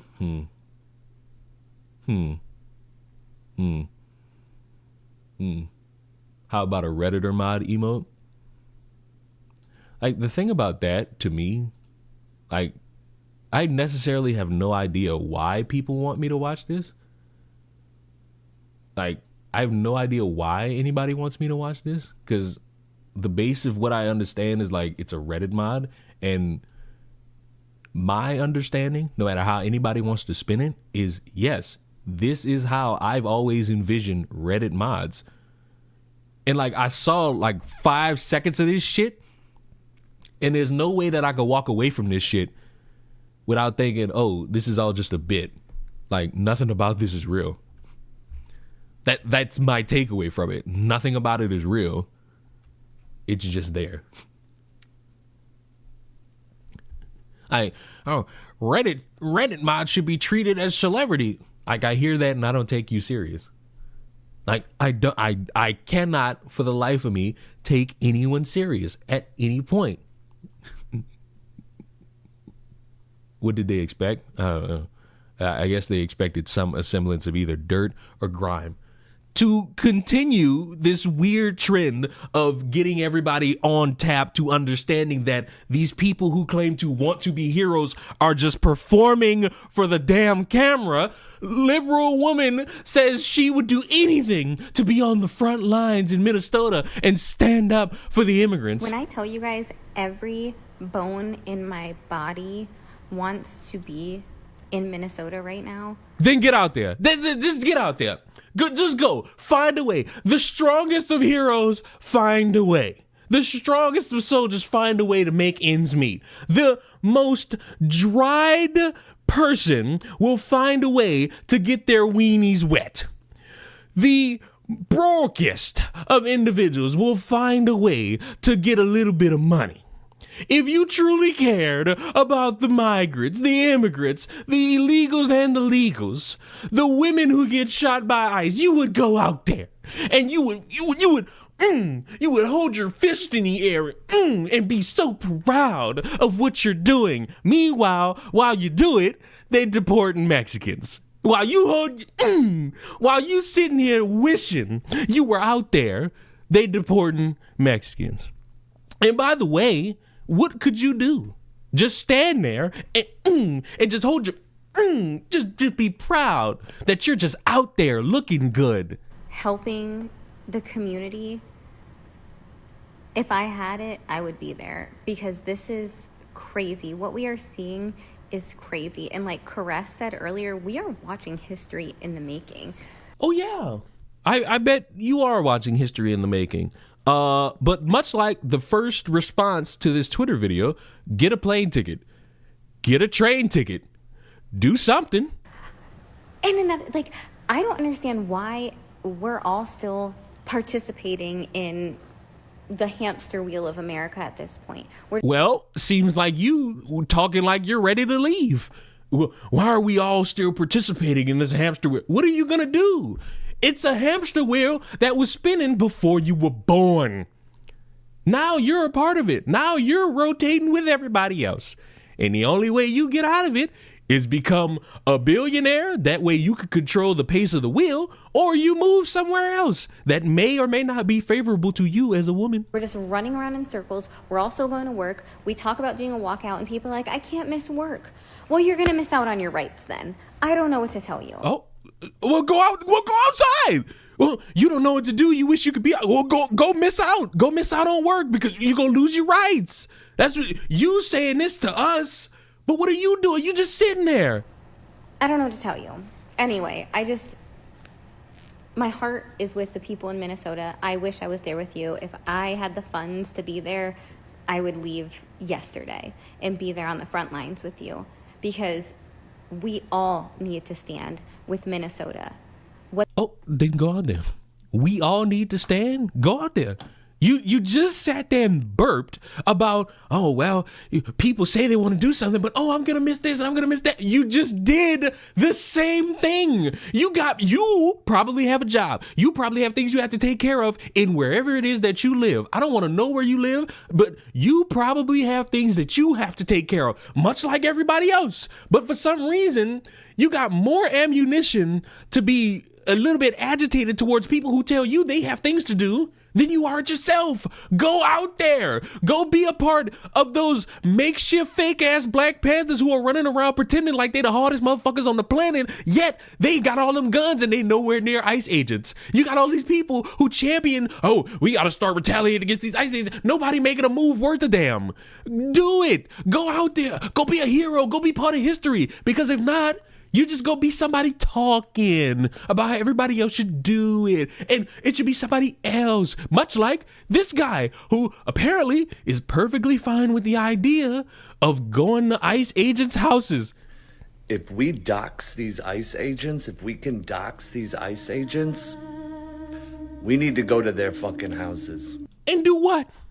What are you going to do? This sounds eerily similar to those few amounts of people who were sitting around and talking about, and this was after Charlie Kirk died, about wanting permission to knock on people's doors. To do what? Kill them? Because they didn't like Charlie Kirk? And what are you gonna do? Kill an ICE agent? Because you think, all right, this person got deported illegally or this woman got shot. So the perfect response is to just start knocking on people's doors at their homes. Not the apartment, or not apartment, but hotel that they're staying at while they're there to work. No, it's to find where they live and knock on their doors. And do what exactly? You understand me? I know that shit sounds crazy or cruel or like, Jesus, you're gonna... Yes, I am. Props to you for admitting it. I am. This is war. Do you understand? We're at war with the government.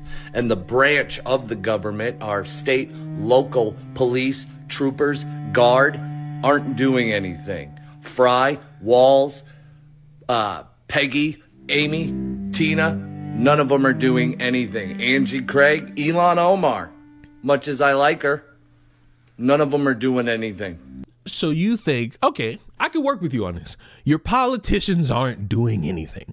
They're just sitting by, not really putting forth an effort to stop anything that they deem unlawful.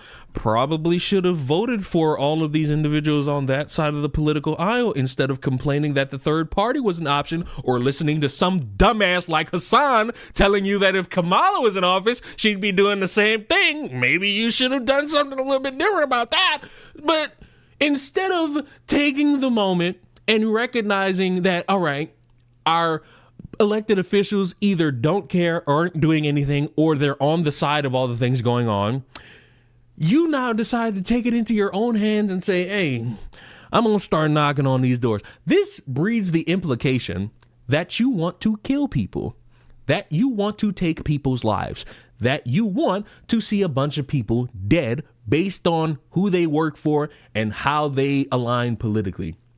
And to be the most Captain Obvious as I blatantly can be, doing that does not make things better. I told y'all in that last video, he's blue balling y'all. Trump is blue balling with the Insurrection Act. It's the thing that a lot of people like him have been worried that Trump would just do on a whim. Now, fuck the whim. You're sitting here saying, hey, we got to do this. That's going to start your Insurrection Act, which will negatively impact more of the people you claim to care about and want to support. And then what's the spin going to be?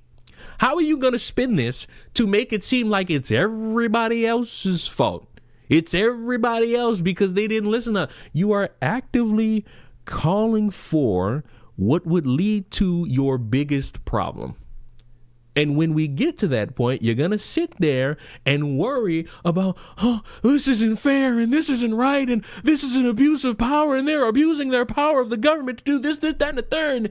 Meanwhile, you have these asshats who will, in one breath, say people should be doing something, but they're not going to do it. Or people should be killing, but they're not going to do it. My response to people like this is, when are you going to make the attempt? Not no one else. Not, oh, we got to do it. No, when are you going to make that attempt? When are you going to try your luck and see how far you could get? Because everybody else, you know what they're doing? They're sitting in chairs. They're sitting in their beds. They're sitting on couches. They're sitting in their cars, recognizing that they're saying something stupid and that they have to go to work. They have to pay a bill. They have to pay rent, make money. And you can't do that sitting in a jail cell or getting the death penalty because you went on a mass killing spree over ICE agents being in your neighborhood. There needs to be a large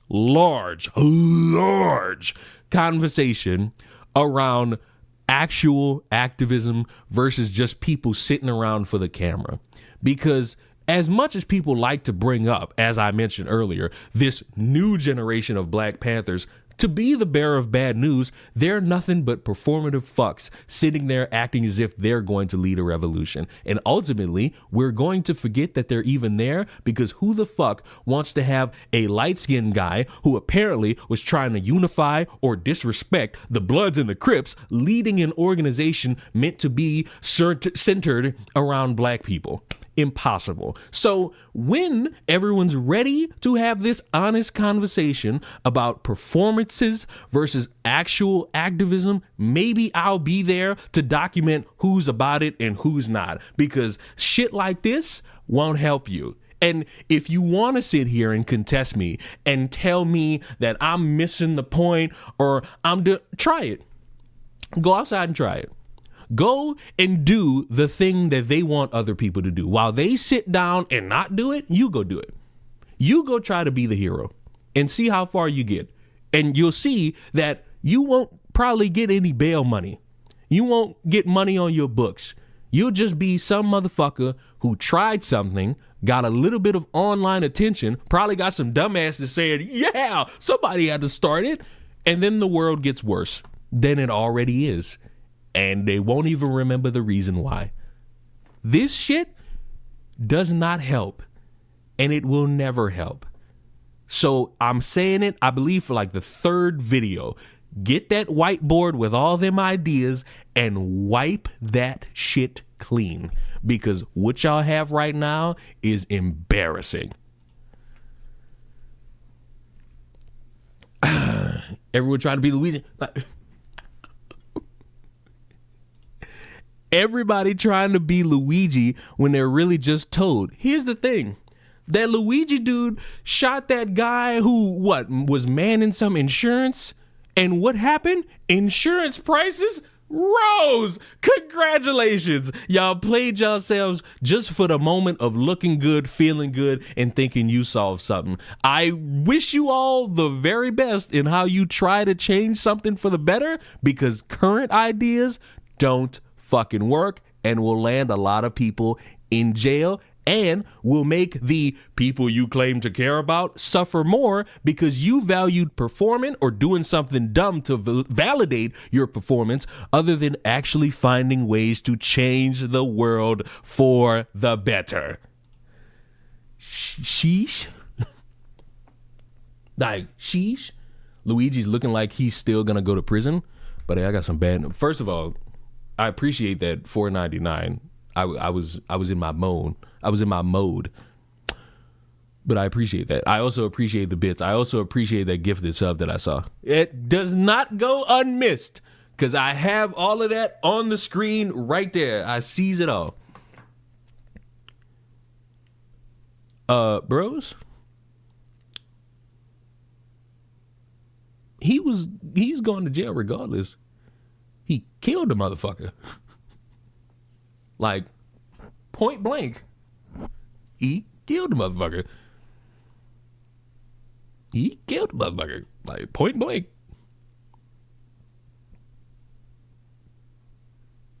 Like, point blank. He killed the motherfucker. He needs to go to jail. Now, even though our justice system is the spottiest shit known to man, there's a chance he could walk. There's a chance he can walk. And you'll probably hear me say that and be like, what the fuck are you talking about? An 18-year-old raped two 16-year-olds, and instead of getting the 78 years in jail, which should have been longer, he got community service.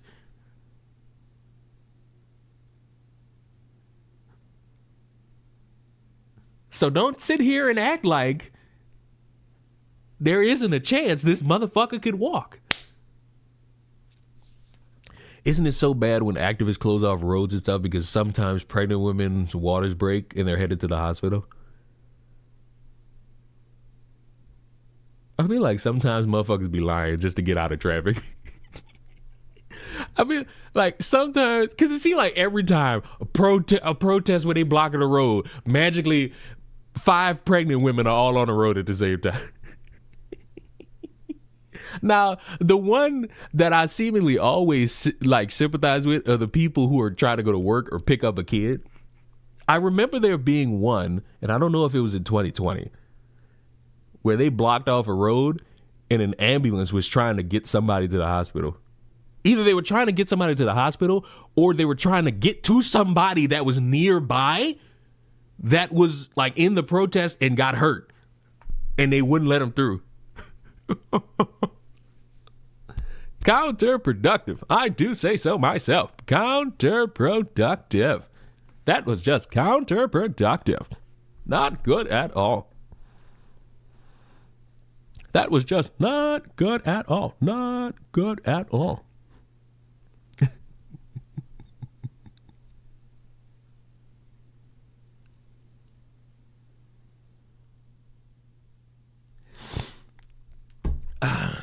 I mean, if the road is the fastest way to the hospital, and this is another thing.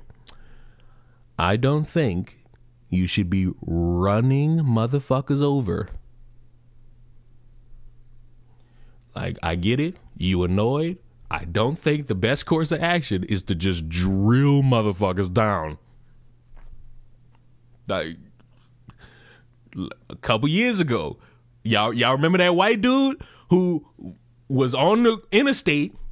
I don't even think this was in America. He was on the interstate and he shot protesters. And guess the protesters didn't run at him. They didn't attack him, and then he shot. No, he bust the blick out. And they had people who was cheering him on, saying, yeah, fuck these protesters. We need to start doing more shit like that. He in jail. And that's a forgotten man. None of y'all remember that motherfucker. And you can sit there and be like, well, they deserve it. He's in jail. You know why? He shot a motherfucker. He shot a motherfucker. Like, only Leon remembers. Because Leon got this whop-ass fucking... Y'all like my hair? Leon got this whop-ass fucking head, and he remembers. Like, he remembers. I don't think y'all have fully seen my hair in a long time. And that's by design. Because I'm not really doing nothing with it. I'm just growing it. I haven't really given a fuck. I'm just growing my hair. And it's more matted down because of the hoodie. But if I wet my hair and like pick it out, all I need is like some goofy looking pants and a goofy shirt. And I could look like I'm out the 70s.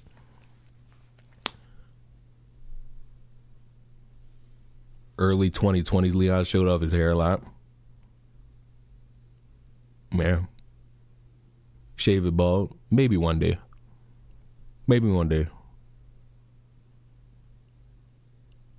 Did you see the Nicki Minaj Don Lemon beef? I ain't gonna lie to you. I don't care.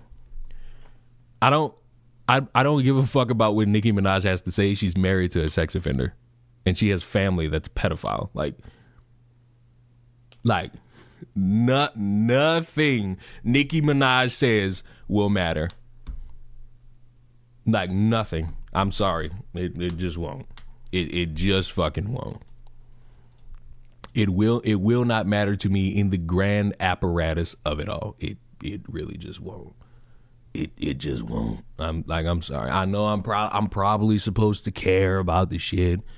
I'm probably supposed to be happy about the shit or something, but or seeing all this beef. And somebody asked me, yeah, I did. I made a video about the fucking.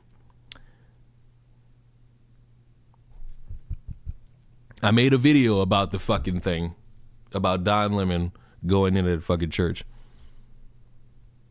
Like, Leon, have you seen the new Game of Thrones spinoff that came out? I've never seen Game of Thrones a day in my life.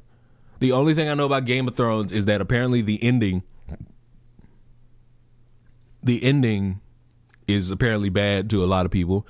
There was a scene where, and this is not a show based in like current day, or not even like regular human reality. It's based around like what? Knights and dragons and monsters and shit like that. There's a fucking coffee mug, like a regular degular ass coffee mug in a scene that they didn't like get out the frame. Apparently there's some dude named Snow and something about dragons. Is that it? Like, that's all I know about Game of Thrones. Mm-hmm. The Erica Kirk conference name is crazy because she really don't give a fuck about her husband for real. I think it was a Starbucks cup. That's even worse. That's even worse. Crazy part is she was married to him before the Erica Kirk. Bro, it's been known that woman was married to a sex offender. Like, that was known. And again, if you in here and you a conservative, I don't know why you would align with a woman. First of all, a woman in general, because I thought they were supposed to be in the kitchen. That's what y'all told me. That's what y'all told me. Y'all told me like women being in positions of power is part of the fucking reason why we didn't fucking fell off as a society. Y'all told me that. but okay. I don't know why y'all listening to a woman who has poor judge of character. Just be honest with y'all. Leon, are you a fan of the Fallout games or the TV show at all? No and no. Not because like, oh, they're ass or anything. I just never got into Fallout. I feel like at the time that I was supposed to be a fan of Fallout, I was a fan of Far Cry. And, you know, I couldn't have both, so I just went with Far Cry. Far Cry's that shit. Far Cry got that gas. Far Cry was that shit. Also, I was into Uncharted, so like that kind of took my time. That kind of took my time away. And Grand Theft Auto. It's like when I look back at the games I've played, I'm proud of what I played. Favorite Far Cry?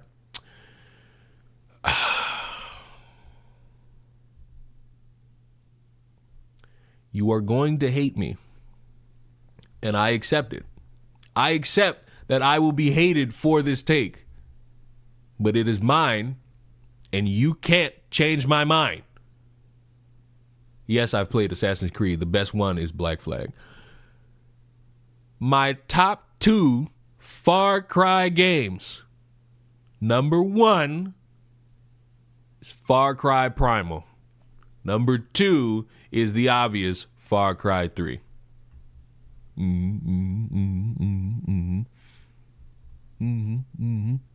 I enjoyed it. I enjoyed Far Cry Primal more than I did Far Cry 3.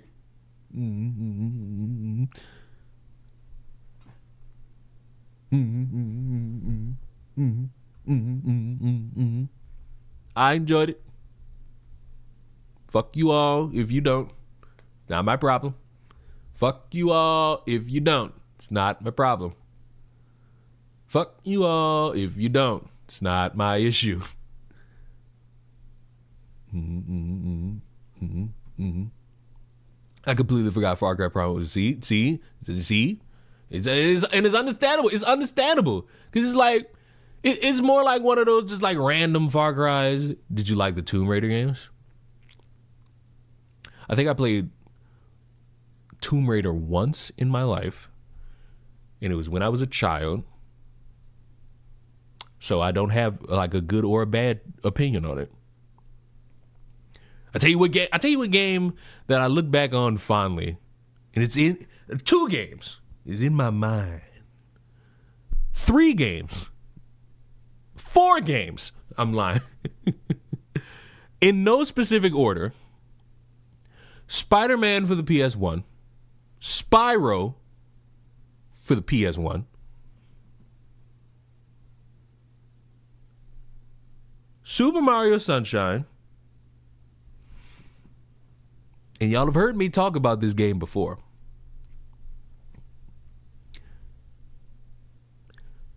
The movie adaptation tie-in video game Shark Tale, specifically on the Nintendo GameCube.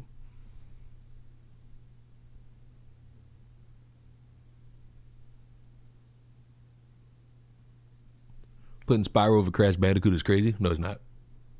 I still to this day view Spyro as better than Crash Bandicoot. I view Sly Cooper as better than Crash Bandicoot. Like, know your limits. Know your limits, good sir. Know your limits, good sir. Like, know your limits, good sir. What about Mario Kart Double Dash?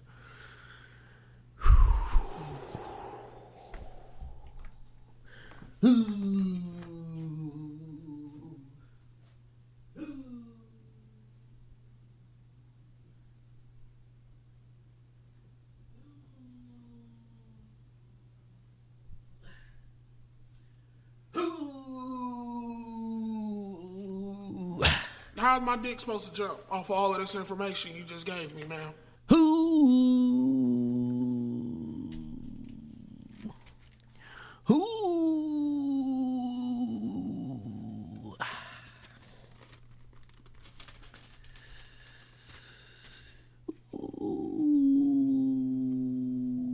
I don't have a case.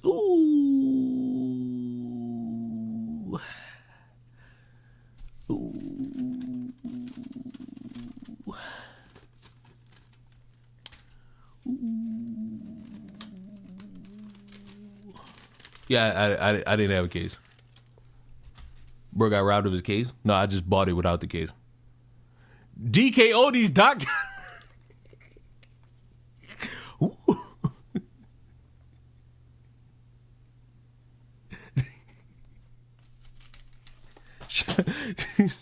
Shop at DKODs.com.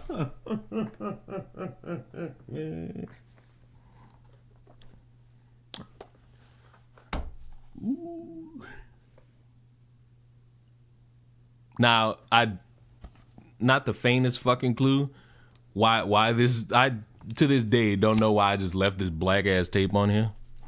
I don't know why I left this black ass tape on there.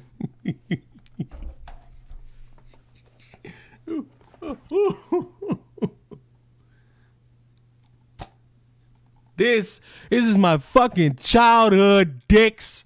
Don't fucking dismay me. This is my childhood, you dicks.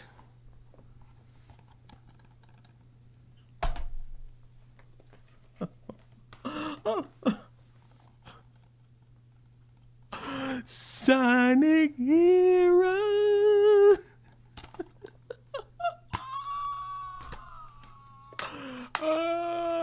Melee is the best one. Finally, somebody say something in here I agree with. Fuck. It's just been a constant. It's just been a constant. You know what's crazy about this?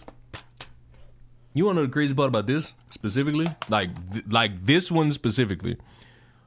Like out of all these I've shown you, this is still the one I got when I was a kid.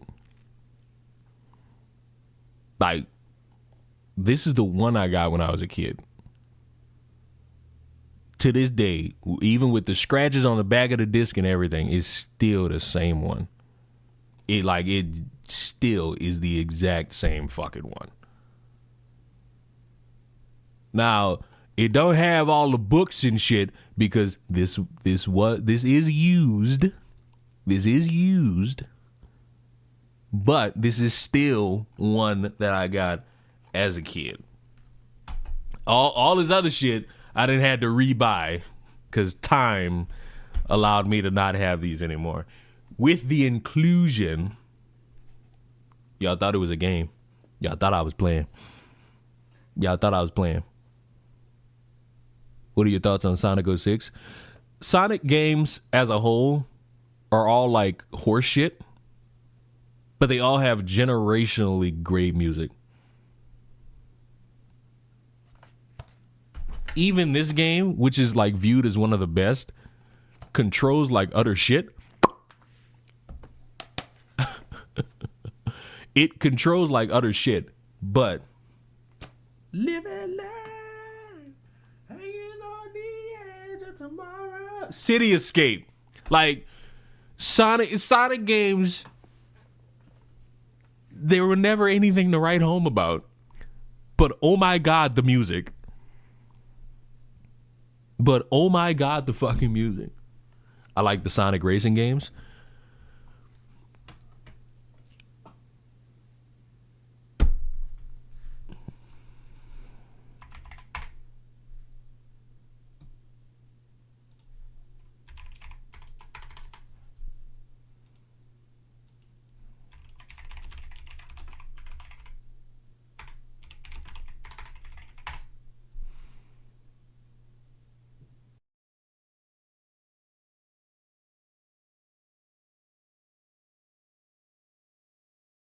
Everybody take a break.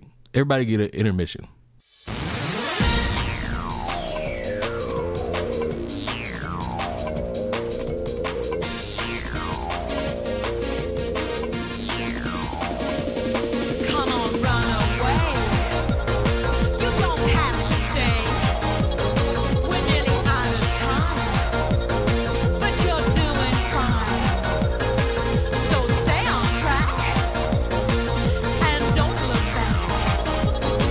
Just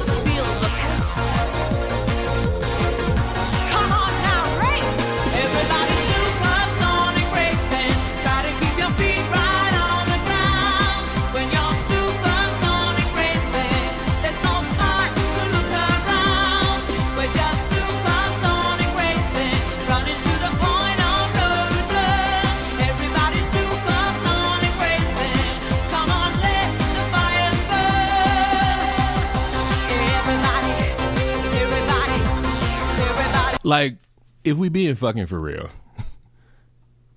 Leon, were you ever a fan of Jack and Dexter? Like a fan would mean like, yeah. It wasn't bad. I did enjoy the one Jack and Daxter game that I got my hands on. I will say that. I did enjoy the one. I guess technically no, because if I only played one game and I know that there were more, I guess maybe not. But I did enjoy the one game I played. I just don't remember which game I played. How can a franchise so shit have music so good? It's their luck of fools. What about Ratchet and Clank? Never got into it. Never got into Ratchet and Clank. I told y'all, Sly Cooper. Like, I told y'all, if you was fortunate enough to have all of them, be blessed. Good for you. But it was one or the other, and I went with one. Sly Cooper was lit. This Sly Cooper was the truth.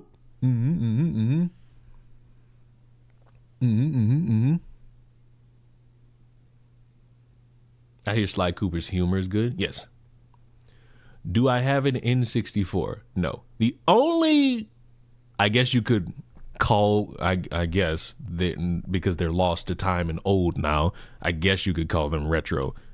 The only retro consoles I own are a GameCube, a Nintendo DS, and a Game Boy Advance SP. That's it. That's all I got.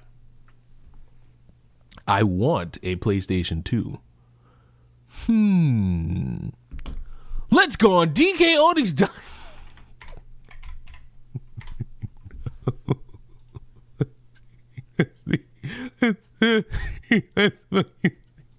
Let's see how much DK Odies is stifling from us.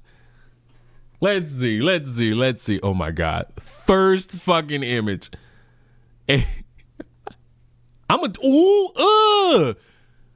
Now hold up. Let me type in GameStop.com real quick. Little GameStoppy. Where's that retro page they got? Where's that retro page they got? Where's that retro? Oh my.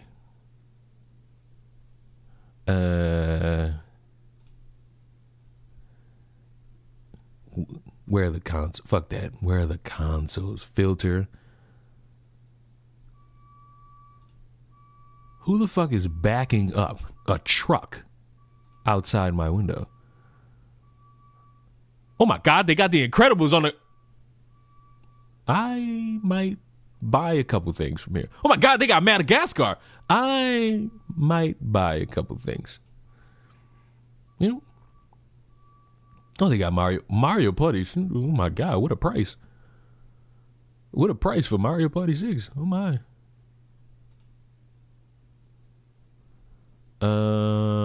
I'm trying to... Oh, they got the Jimmy Neutron Attack of the Twonkies. They got Nicktoons Unite. Oh, they got Bomberman. You motherfuckers might not know what you've started with me.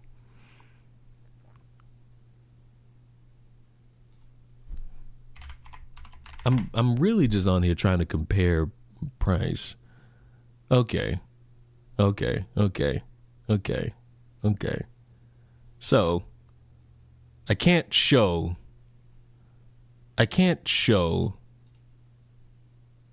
exactly where, because it'll give up my location, and we don't want that.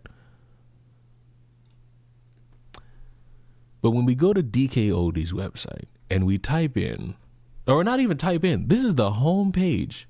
We're on the home page of DK Odie's, and we see that a GameCube with nothing else, a GameCube is $209. Go on GameStop's website and you will see, because I cannot show it to you, a GameCube is $150. $50 less. Like, it's $50 less, but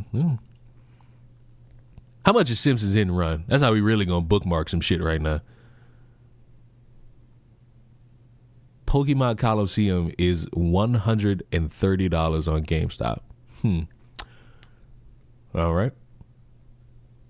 Soul Calibur, for some reason, is $20, which kind of confuses me just a little bit. Simpsons Hit and Run. For the GameCube, it's $60. For the PlayStation 2, it's $50. The fuck?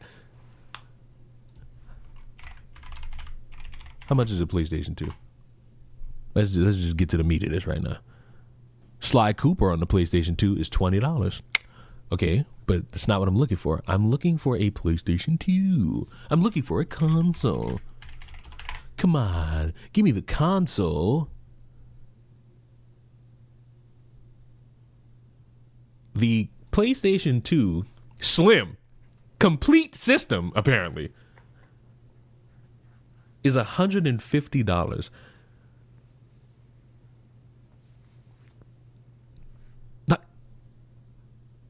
And this shit says, and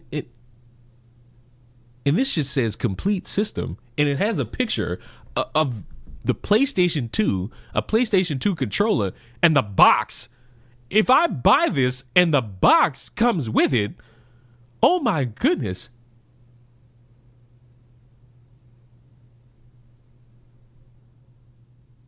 And you know what's crazy? To bring it back to the GameCube, the price of the GameCube being $150 is astonishing, because when I bought a GameCube from GameStop, I got that bitch for $80.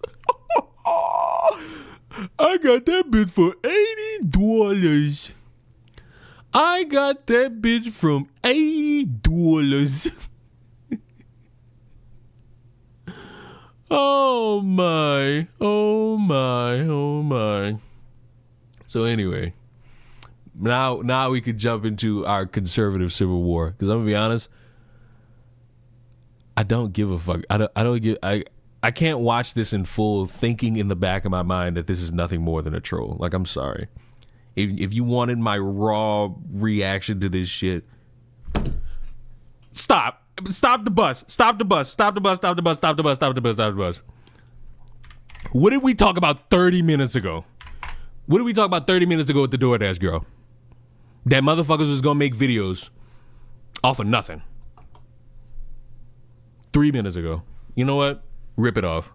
Things just got so much worse for the TikTok DoorDash girl, because this is becoming a nightmare for her. And if you don't know about the situation, it is insane. So here's a quick rundown. So on October 12th,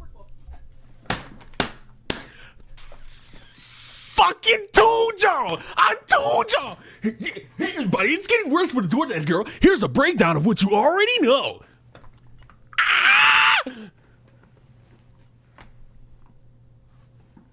I told y'all. And listen, no, I do not hate a Tozy. No, I don't have animosity with a Tozy. Okay? It's just easy to spot. It's easy to spot. Okay? Are we clear? 2025, a DoorDash driver by the name of Olivia Henderson got an order in Oswego, New York. This was apparently a late-night Wendy's order, and from what we know, all she had to do was leave the food at the door, take a picture of the food, and continue on with her night. Instead, she allegedly made a series of awful decisions. The police and prosecution, they're alleging that she pushed the door open. Source TMZ. He's seen people criticizing his fucking He's seen people criticizing his shit. Now he's sourcing TMZ. Now let's take a break. So now that I know now you got this from TM fucking Z. Now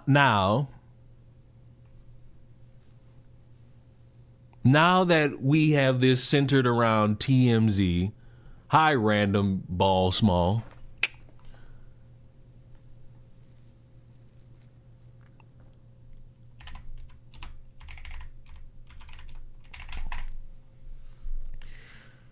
What would have been the most recent? Driver arrested for pepper spraying food. No, that's the different one.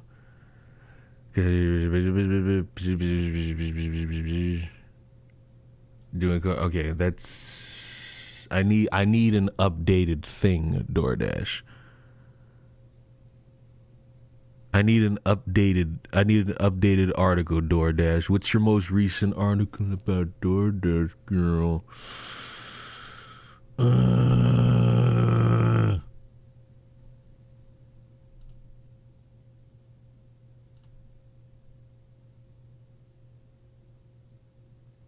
At least there's a source.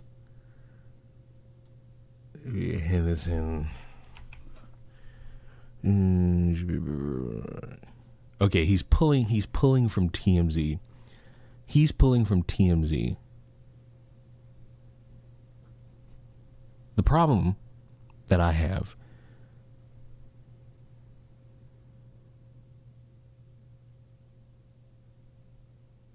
is that there's no source of this other than TMZ. And again, is TMZ even relevant? Yes. Just because you don't watch them doesn't mean they're not relevant. My only issue, my one, is who's telling TMZ that they have Ring cameras? Is it the police? Because I can accept it if it's the police. I'm still not accepting Reddit. I'm not. I will accept the police giving statements about Ring camera footage. But in the documents that I've seen, no one mentions that. So and they say, we did this off of Ring camera footage, I will gladly eat crow in saying that you motherfucker, why did my frames drop? Why did my frames drop? I get on TMZ and my fucking frames dropped. I went on TMZ's fucking website and my frames dropped. That's a sign. That's a sign.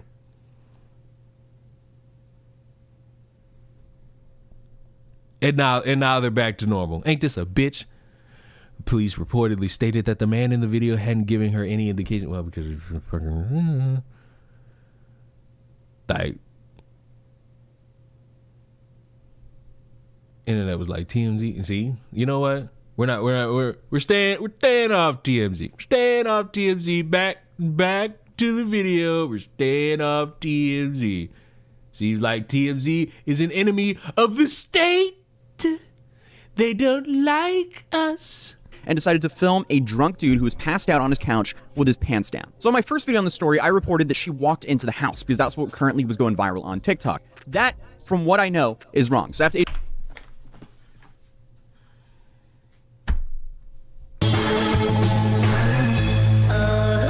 capitulated!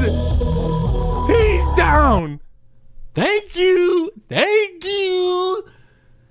Thank you! That's all I ever wanted. All you gotta do is go based off of what the information you have currently that's verifiable. A fucking Reddit thread saying they all saw something, but nobody's able to show you what they saw it's not good enough. It's not good enough. What happened to your voice? I died on the inside.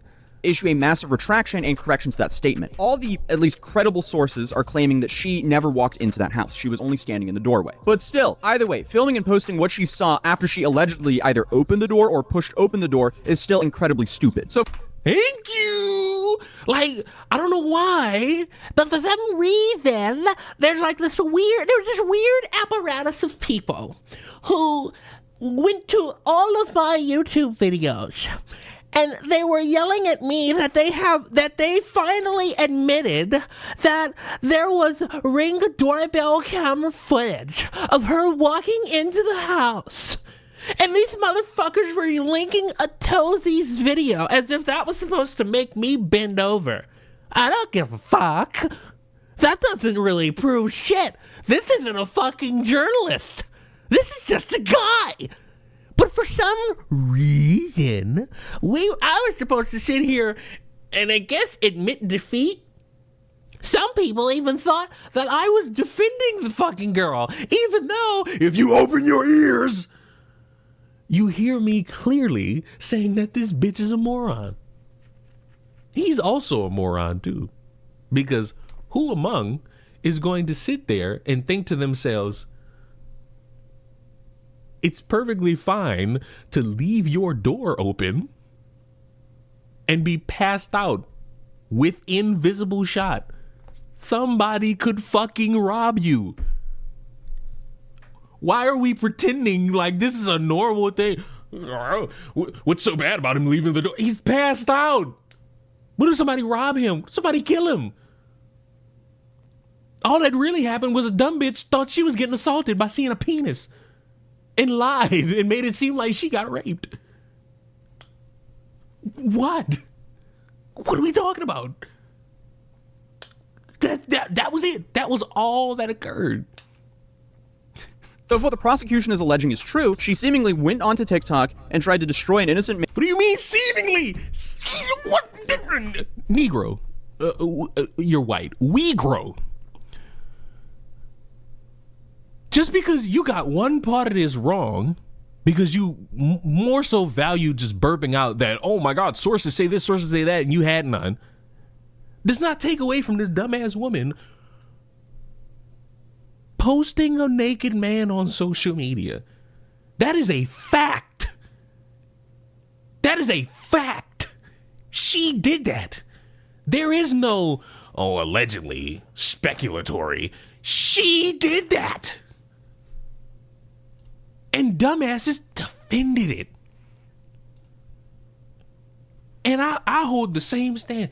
You sit here and fucking say, hey, I feel as though I'm unsafe right now. Call the cops. Let them figure it out. Let them figure out what happened. And if it's something of substance, then they go forward. If it's not, they're going to tell you it's not, and you go about your day. You posted it online, which then set yourself up to be criticized and punished for it. Because, children, your job probably won't like finding out that you posted a man's nuts on social media. What is so difficult about understanding this shit? Man's life for passing out within his own house with his pants down. Now, obviously, we're not going to show the original video. I can't even find the original video. All I can find is a screenshot. But even if I...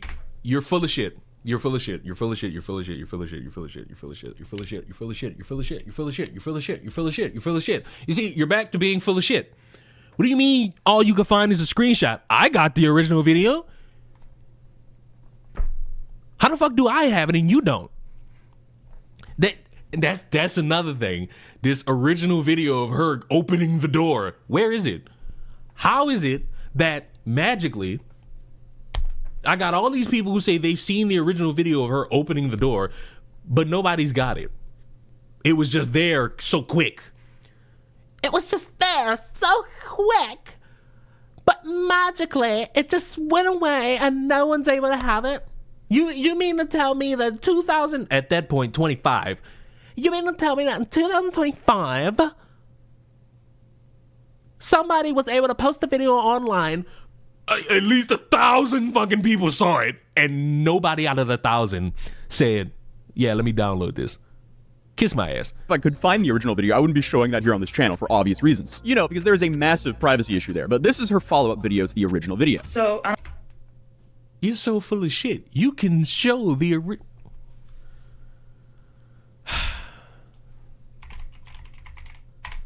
If you could only know what we really are if we arrived on Earth. I just looked. That fucking video I made about black people abandoning children, how the fuck did that get to 2 million views? Wait, W, boys? What the fuck? Yes, sir. Ha ha ha ha. Yes, sir. Yeah. I ain't even know that. I ain't even know that. What the fuck? I ain't even know that. What the fuck?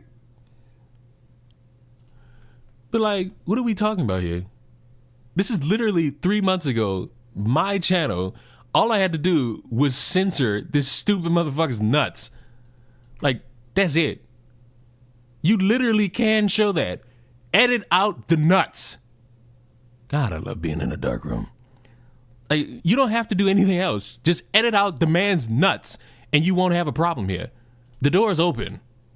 The food's there. It's the same video. It's literally it. I don't know why we're trying so fucking hard for some reason. Is this the conservative Civil War part of the stream? I don't necessarily know if I'm even gonna watch that. I don't know. We'll see. We'll see. On October 12, 2025, the DoorDash customer requested that their order be left at their front door. When I arrived at their front door was wide open, their lights were on, they were sleeping on the couch within eyesight of the front door with their pants and underwear pulled down to their ankles, and they were indecently exposed to me. Okay, so she says the door was wide open, and the police and prosecutors say otherwise. And the reason they're saying this is because there's allegedly Ring doorbell footage of her either opening or pushing the door open. Now, the only problem is, to my knowledge, that footage has not been released to the public. I was actually hoping to see that footage today in court, but court had different plans for us today. Because I also reported this to the police, and the police are doing nothing. I was assaulted. I'm the victim. I lost my job. I'm the victim. I was working.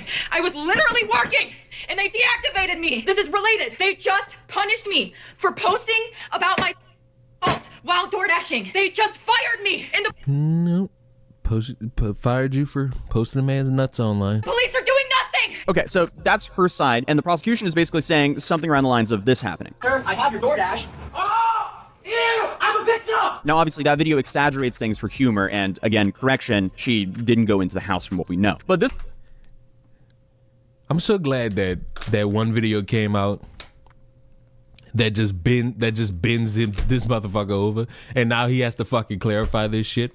I'm just so glad that one video came out that bends him the fuck over. This was her final response before the trial. Hi guys, it's the DoorDash girl. There have been a lot of people saying things like I entered the customer's home or I opened the customer's door, but I can assure you that I did not do either of those things, and I have obtained irrefutable proof that the door was already wide open when I arrived to the customer's house. But due to its importance, I cannot post that proof at this time. Okay, so we have two sides saying two different things. The only thing everyone can agree on is that the homeowner was laying passed out inside of his own home with his pants down. Then she had her arraignment, which was actually televised, and she asked to ban cameras, but the judge reportedly responded, so now you don't want cameras involved. So I wouldn't say that was a strong start for her, but that was her arraignment. This is how her first hearing went. And as we found out, it didn't go as expected, and it doesn't seem like she's just gonna get a slap on the wrist. Back at the airport again, because today we're heading to the TikTok DoorDash girls trial. I don't want a vlog. Which is why am I getting a vlog? What I told you niggas gonna pay at the runtime.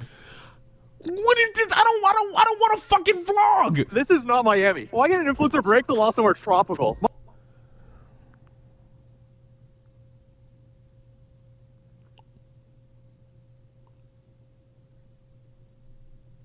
Leon ignored 2-point redeems. What are we constituting as stretching? Like I'm not about to do a whole fucking stretch. Like I'll give you one of these because I do need this one. Yeah, I did need that one. I did need that one. And a controversial thing like just do a whole exercise. You out of my touch. That's what I said before. He's going to these court. I'm not mad at him going to these court cases. I'm more mad that he says, "Oh, and we have an update." I don't want to see the travel vlog. Just transition to you outside of the courtroom. Do that. I'm fine with that. I don't need this. I don't care about this. Sir, than this spot, so that's awesome. Good morning. We're getting ready here. It's like 7:50. I don't want to get ready with me. Like, see. She'll be getting like some community service, maybe I feel like my arch nemesis at this point is the wind. Yeah, this is perfect down here. You just got out of the court case for the TikTok DoorDash girl. Something big did happen, but it took a while for anything to happen at all. So I got here at the court. Yeah, because it's court. It's not really a spectacle.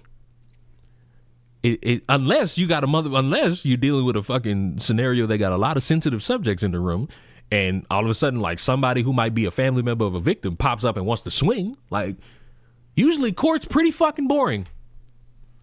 Like about 9:21. She was on trial at 9:30. This time it was a little bit different because last time we know that we had footage of inside of the courtroom because the news was there. So the news, they were set up, they were filming her. I walk in, there's no TV camera set up. I don't even see any journalists. And basically I was there until the end. I wonder why. Maybe because, and this is just me spitballing. Like, you can disagree with me. This is not as big as a story as people would like.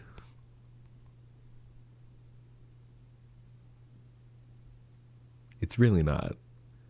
The hype around it has died because, much like most, you have to fucking let the court dates play out. A lot of y'all don't even remember Carmelo Anthony until I bring his fucking name up. And somebody in there is going to be like, the basketball player? No, the black teenager who stabbed the other black, not black, the black teenager who stabbed a white teenager. And the reason you forgot about that is because it's not over. Court is just going to happen in June of this year. So, figure the fuck out, I guess. Like, figure out what you got to bide your time until then. I can confirm there was no journalist there, so it's only me that was there, which is kind of interesting. Other updates to this case, she still has a public defender. She has 2 charges. At 9:30, judge walks in, everyone stands up, sits down, the whole thing, and I don't see the DoorDash girl. I think it was just because I didn't see her, because she was sitting in there. And at that time, I was sitting kind of in the back right of the courtroom, and this courtroom is set up in another best so you're sitting in the back. Or next time, sit in the front so that you could see her. fashion, because there's a column blocking the judge, and the audio isn't really good, and it didn't seem like they had the microphone speakers on the back, so I couldn't hear what was going on. So I had to move around. Eventually, after they went through a couple of the defendants, I got up and I moved. And that's when I could actually see the judge, so I can at least read what his lips were saying, because the audio was still bad. And I think I sat down kind of behind the DoorDash girl. I now have our journalist in the room is telling us that, I couldn't hear, so now I gotta fucking read lips. Okay. At that point, and that's when I spotted her. Going through my notes real quick. One second. Oh, no. All right. My hands are frozen. Why did I not bring gloves? As a Norwegian, I should have known better. So 10 I don't care about any of this. o'clock rolls around, and I see who I think is the DoorDash girl's public defender. 10:25 rolls around. Nothing yet. Okay. So at this point, I've been here for a minute. I honestly, if I would have did this shit, I'd have just walked out the courtroom, told y'all the bitch got sent to a grand jury, and that's really 50 it. rolls. I literally told you motherfuckers, you got a DoorDash update. It's nothing. It's just going to a grand jury now. Woman who looks like the DoorDash girl, who I think was, she gets up after talking to her public defender and leaves. And I'm like, uh-oh, what's going on now? Is this like another Jack Doherty situation where there's some continuation? Do I have to show up tomorrow? I don't know. I wait around even further. Then we have probably another 40 minutes of waiting. They go through the last people. The judge then is waiting for one of the defendants to show up. So we get through them, and suddenly it's just me in court, in the courtroom. And I'm like, oh, well, I'm not going up on the stand. So that must mean it's over. I go out to the clerk, I talk to them, and I'm thinking, okay, there's a continuation that happened. Instead, I found out this was divested to county court. So originally, where we're at, this building right here, this is the city court. So city court, this is kind of like small fines, but hers was divested to county court. So as I said, originally she was in city court, but now county court, that's the main state court. So that means most likely she's facing way more serious charges. Or well, not way more serious charges.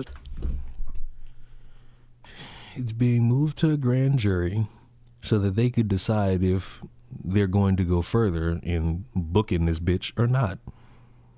See how easy this is? Charges are still the same, but most likely they could penalize her a lot harder. So according to the lawyer that I've been talking to, that's the prosecutor that moved it there, most likely because of all the public attention on the case and the public outcry. So that means that most likely she won't get a slap on the wrist. So currently she is facing 8 years in prison. That's her max sentence, because it's a 4-year max sentence for each of... I still don't think she getting that full. I really think community service. At worst, maybe a few months. She get 8 years. To me, that's nuts. The felonies, and her minimum sentence seems to be a couple years of probation, and that is if she's convicted 100% though. It seems like she was moved to Superior Court, so that's actually even worse for her.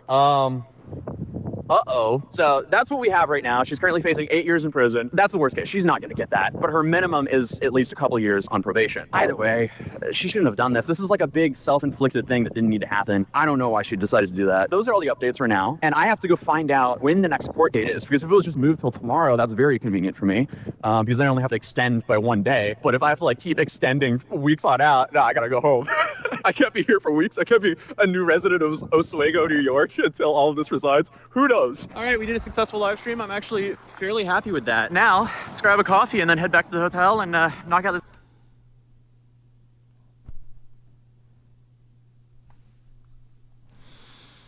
Oh, this is just Video. Skincare and beauty bar. Hold up. Is the coffee shop right here? Coffee shop is in here. Oh, awesome. Thank you so much, sir. Right. Oh my God, what informative information. Jesus. I'll finish this video. Okay, so I'm now back here at the hotel. I started off on one side of the courtroom, but when I positioned myself in... Why are we getting a recap? Why are we getting the recap of the recap?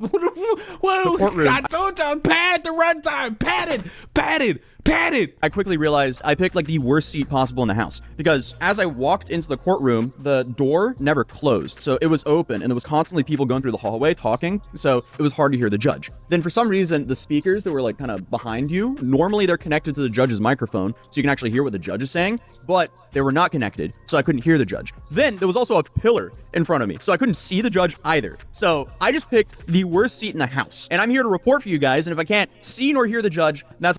I'll tell you this much, buddy. They are TikTokers who done this shit a little quicker than you. The problem. So I ended up crossing to the opposite side of the room, and I went to the front bench so I can actually hear the judge, because again, the speakers were not on. So I sat there and I was looking around for Olivia and I couldn't find her. So then I'm sitting here like, okay, am I in the wrong place? But I double checked. It was the right judge and I was in the right courthouse. So then I was wondering, did she not show up? Well, there was a woman sitting in front of me, but I didn't put two and two together because I was looking for a lady with, you know, curly red hair. But the woman in front of me had brownish hair, brownish blondish hair, and it was straight and it was in a ponytail. So this is what people are doing. Yeah. And guess what? It's not a new thing. It's just become more accessible for people to do. That threw me off, but it wasn't until after she stood up and left that I was like, oh wait, that might have been Olivia. And after talking to the clerk, it probably was. But anyway, she left. I was sitting there until no one was there, and the judge was like, oh wait, why are you here? And I'm like, I'm just here spectating. And he was like, well, it's all over. And I'm like, okay, all right, I'll see myself out then. So I then went to the clerk and I talked to her and confirmed, no, this was the correct venue. This was the correct judge. And that was probably Olivia. And I found out all the new information about her case. But I guess if Olivia's telling the truth, everyone owes her an apology. If she's lying, then it seems like she tried to ruin the life of an... Why are you... Where's your update, dickhead? The thing was irking me.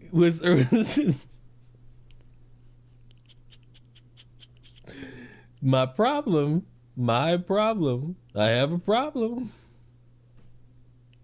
This motherfucker just said, hey, here's my experience going to the court, gives us a travel vlog, and then comes back and repeats this shit he said. Man, for attention on TikTok, I guess. Now, should he have been passed out with his pants on his ankles? Probably not, but also, he was in his own house. But either way, Olivia claims that she has proof that the door was open from the start. And the prosecutors, they have the offer. That still doesn't help you in recording a man's nuts and posting it online. I don't know how we're jumping through this shit. We're trying to make this bigger when it's simple. A woman recorded a man's nuts and posted it online. Crime. Wrong. Opposite. So they also have proof that she opened the door. So as of right now, it's a he said, she said. We don't know the answers because I didn't see any proof from either side today. Regardless, though, this is now a nightmare for Olivia because this has now been moved to a higher court. But whatever the outcome of this trial is, I will be updating you guys. Let me know what you guys think in the comments.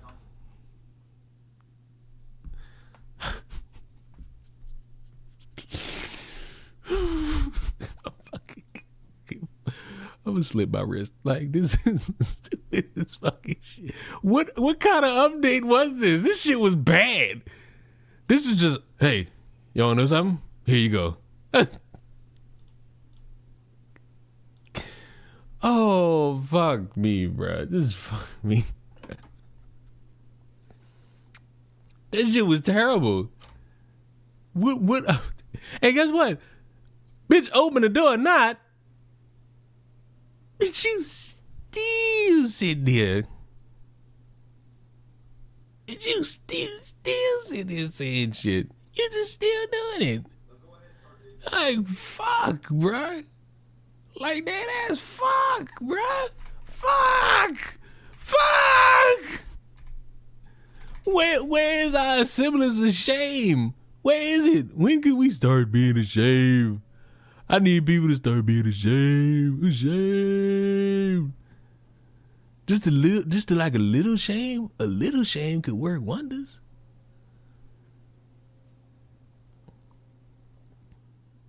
His Johnny Somali update. Yeah, because there's probably actual substance in those. In this one, it's just oh my god, what is this video? What is this video? Well. It looks like that family of 8 who brought their 6 kids to an ICE riot were lying. Oh my god. Please leave a like on the video if you are flabbergasted. Shut up. Just get to the point. Just get to the point. Do you know who should be charged for that? The parents that left their... They sent the children to the hospital. What are we talking about? 6-month-old baby in the car so they could go protest? Let's look at how the mainstream media presented this before I reveal the actual truth. No, let's just get there. Let's just get there. At what Crime Watch Minneapolis is claiming. Lies. We're being lied to. Remember the sob story about the family with the baby getting tear gassed at North Minneapolis riot last Wednesday? They said they were simply passing through the area on the way home from their son's basketball game.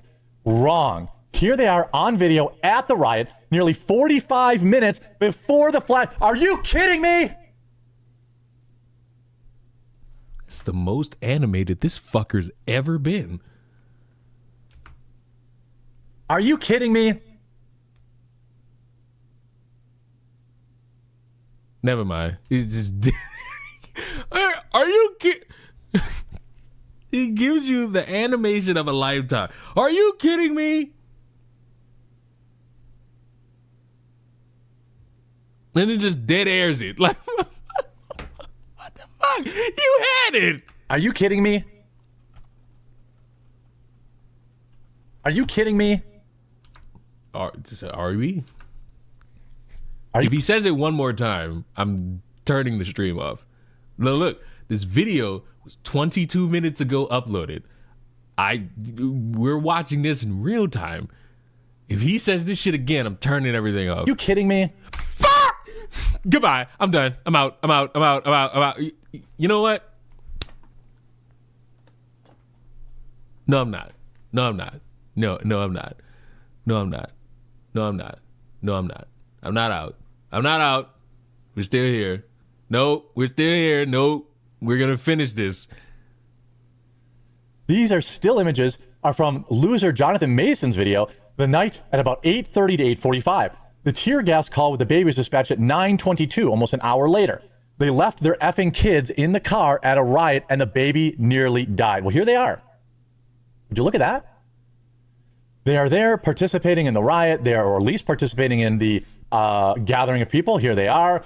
Fryer dispatch 9. My one critique towards this is, when are these screenshots? Because you could type that this shit was at 8:45. But if you ain't got like a timestamp to prove that to me, like, what are we gonna do? Or later. Matter of fact, fuck this video. What's the Twitter account? We're gonna do this shit ourselves. Crime Watch MPLS. There we go. Fuck this guy. Fuck this guy. We're gonna do this shit ourselves.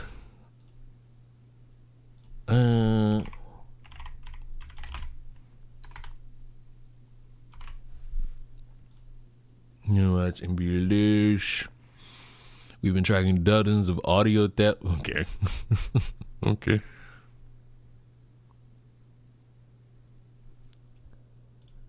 Okay. Lies. Okay. Wednesday night, as chemical gas, flashbangs, and fireworks were exchanged. We were leaving South Minneapolis from our son's basketball game at Anderson Middle School. As the night unfolded, we started to see, lights and stuff. One North Minneapolis family trying to make their way home. Even trying to leave. I couldn't go backwards, forward. None of it. It was like I was stuck. Destiny and Sean Jackson, along with their 6 kids, had just left the nearby grocery store after the game when they turned onto Lyndale. Sean says they tried to take a side street after they saw the crowds. There's nothing we can do if it's blocked off. Sean and Destiny say they were stuck between crowds of protesters and law enforcement. When law enforcement tried to disperse the crowd, all we heard was boom, and every airbag deployed. They say a flashbang went off near their car as tear gas enveloped them. And I was screaming to my oldest son, Sean. I'm like, get out. Like, I can't, Mom, and I can't breathe. Destiny says bystanders pulled her into a home to check on her as she screamed that her 6-month-old child was still in the car. He was just like lifeless, like he had like foam like around his mouth. And all right, this is just a fucking news report. Lion loses is Sean Jackson, Red Raven 3. Hello, my name is Disney. Here's a snippet of her just chilling with others. No panic to get out. Here's a snippet of her just chilling with others. No panic to get out. Even as feds start moving in. Based on the timestamps in the video, this would be about 8:35. Oh, you have no audio. You're killing my soul. All right, that's her.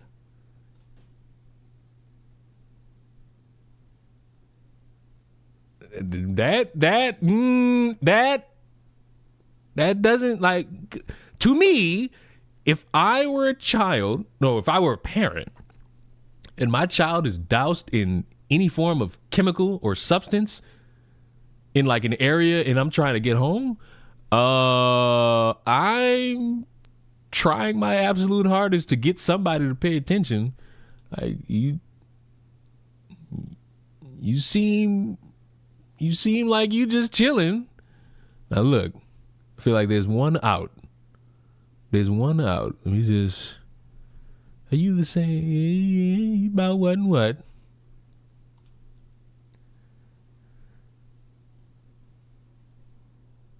Now where's the other guy?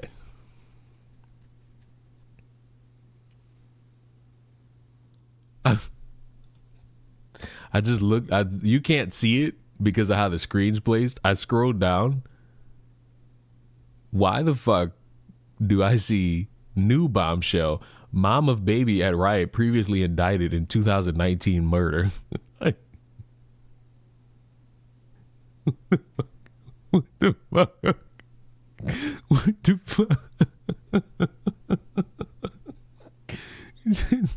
Just the fuck? We just throwing shit out there. Now where's the big guy? I still don't see the big guy. And there's no audio. Leave me alone. I don't see the big guy. Where's the big guy? Because if they like husband and wife or mother and father of kids, wouldn't they be around each other? Because this snitches on her. Where he at? And what's the I can't believe I'm about to press on a fucking Twitter article. This one, where you don't have the other one?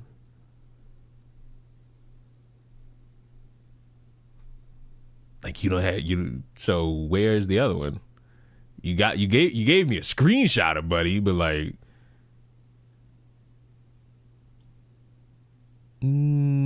top 10 reasons why everyone should and why not everyone should be a parent. That's probably true. But where was the big? Did I miss the big guy? Let me see if I can find him. Because he's standing like next to the bitch with the puffy jacket. Now I'm really combing a video to fucking see if this motherfucker is in the shot. Ridiculous to me, but overall, fuck it. We ball in ways that matter versus ways that don't. No, I don't see the big guy. So, like, the one out, they moved up to felony level for get out. Just get out. As soon as your name pops up. Matter of fact, you where were you 10 minutes ago? Where the fuck were you at the start of the stream when I said that shit? Jesus. It's not a bombshell of information. It's literally just information. Fuck. That's not new. It's just new to you. All right. We were leaving South Minneapolis from our... They say we. So it's like the implication is that they're there together. Now, originally, I thought it was just a dad bringing his kids home. Ooh, they might have got caught up. Who is this we? I'm assuming him and her. But when I first saw the video, I only saw like the dad talking about this shit. Our son's basketball game at Anderson Middle School. Now, mind you, children getting hit with tear gas, not good. However, if they are in a scenario left by their parents, that's the problem here. Because you can't have the second thing happen without the first thing happening. As the night unfolded, we started to see, light stuff. One North Minneapolis family trying to make their way home. Like, even trying to leave, I couldn't go backwards, forward. None of it. It was like I was just stuck. Destiny and Sean Jackson, along with their 6 kids, had just left a nearby grocery store after the game when they turned onto Lyndale. Sean says they tried to take a side street after they saw the crowds. There's nothing we can do if it's blocked off. Sean and Destiny say they were stuck between crowds of protesters and law enforcement. When law enforcement tried to disperse the crowd, all we heard was boom, and every airbag deployed. They say a flashbang went off near their... Hey, Leon, what's good? Retro gaming, current sports games that come out yearly, making me want to run into a fucking wall. Prostitution in dating. The DoorDash girl, and Arc Raiders. That's the 411 their car as tear gas of what we've gone through in these. I've been streaming for almost 3 hours. My oldest son, Sean, I'm like, get out. Like, I can't, Mom, and I can't breathe. Destiny says bystanders pulled her into a home to check on her as she screamed that her 6-month-old child was still in the car. He was just like lifeless, like he had like foam like around his mouth, and he had tears coming out his eyes. I was getting them out to mouth, and I remember stopping and I said, I will give you all my breath till you get yours back, because nobody wants to see their kids like that. The family was taken to the hospital, all now okay. Like, my kids' stuff is still in the car. My son's school stuff. A family on their way home. I ain't gonna lie. I feel like this will need a little bit more time to really sink teeth into, because all this came out today. At current moment, it still looks bad. It still looks bad. But for now, this is why performative activism is so dangerous. I mean, one of them, in my head, you want this shit to be a case of a family going home, trying to move around a bunch of fucking protesters, and because of something somebody else did, they end up getting tear-gassed and kids get hurt. Like, you hear that, you're like, what the fuck? And obviously, somebody would be like, well, that's what you get for being on the road. But if the story was to be like accurate from their front, you're looking at that and thinking they're trying to get home and they get caught in bullshit, which will then probably, but not really, lead to a conversation about how ICE is using tear gas. But again, that conversation won't happen because they're not factoring in anyone who's off in the distance that's going to get like a tear gas canister thrown close to them or at them. They're thinking about motherfuckers who are right in front of their faces and trying to get them out of the way. But if we're timelining this shit and they're standing around, they look bad. And the only thing that could maybe save them, the only thing that could maybe save them is like if they drop the kids off at, which is still irresponsible, at like the fucking basketball game they was at, and then they went to go protest, and then they went to go get them, and on their way they tried to go one way and couldn't, tried to go another way and couldn't, and then that's when that's the only way. That's the only fucking way. other than that, he look bad. He look bad. I'm happy you're back. There's a stark difference between you and others. I didn't realize until today that there's a significant drought in honest conversations about conservative politics on this platform, with other streamers literally speaking on nothing and avoiding real questions and conversations about the world and denouncing statements that were made and replayed. Yeah, that's because they made a lot of money off of it. People made a shit ton of money. I said this like an hour ago. The band of just like alpha male cucks. Think of that. Think about all the money they made tricking dumbasses into thinking that, hey, you give me money, I'll teach you how to be a man. Meanwhile, all these years later, ain't no Bugattis. Do you ever watch body cams for fun? No. But there's a lot of deceit and deception layered in performing for you, the audience. How do I know that? There's not one of you in here who could tell me what substantial information Candace Owens has given you about her friend being murdered. Not one. The bitch is running around saying more dreams happen. And the bitch is running around saying, hey, he's an X-Man. And I guarantee you, if I go look up any moment from her stream today, she'll be bitching or saying, hey, this is proof that we're on the case because they're sending me legal letters to shut me up.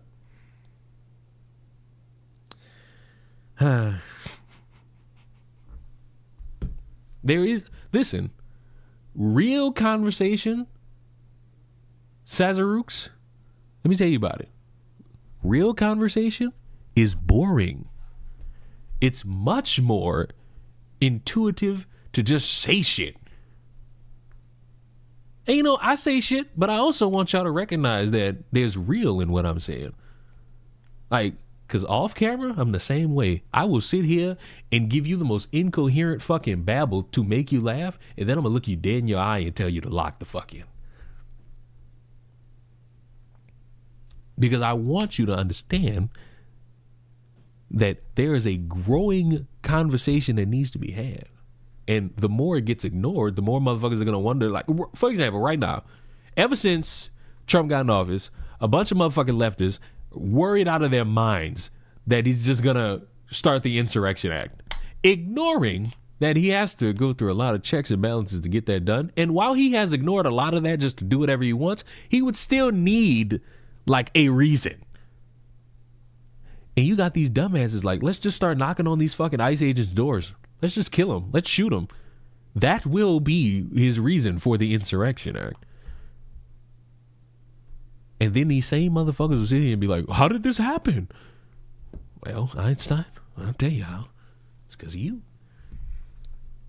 Because the need to be entertaining and seen as like a hero or a champion or anti-woke or fascist or communist, all that extra shit, it somehow matters more than, oh, I don't know, being truthful in how you want to give out information.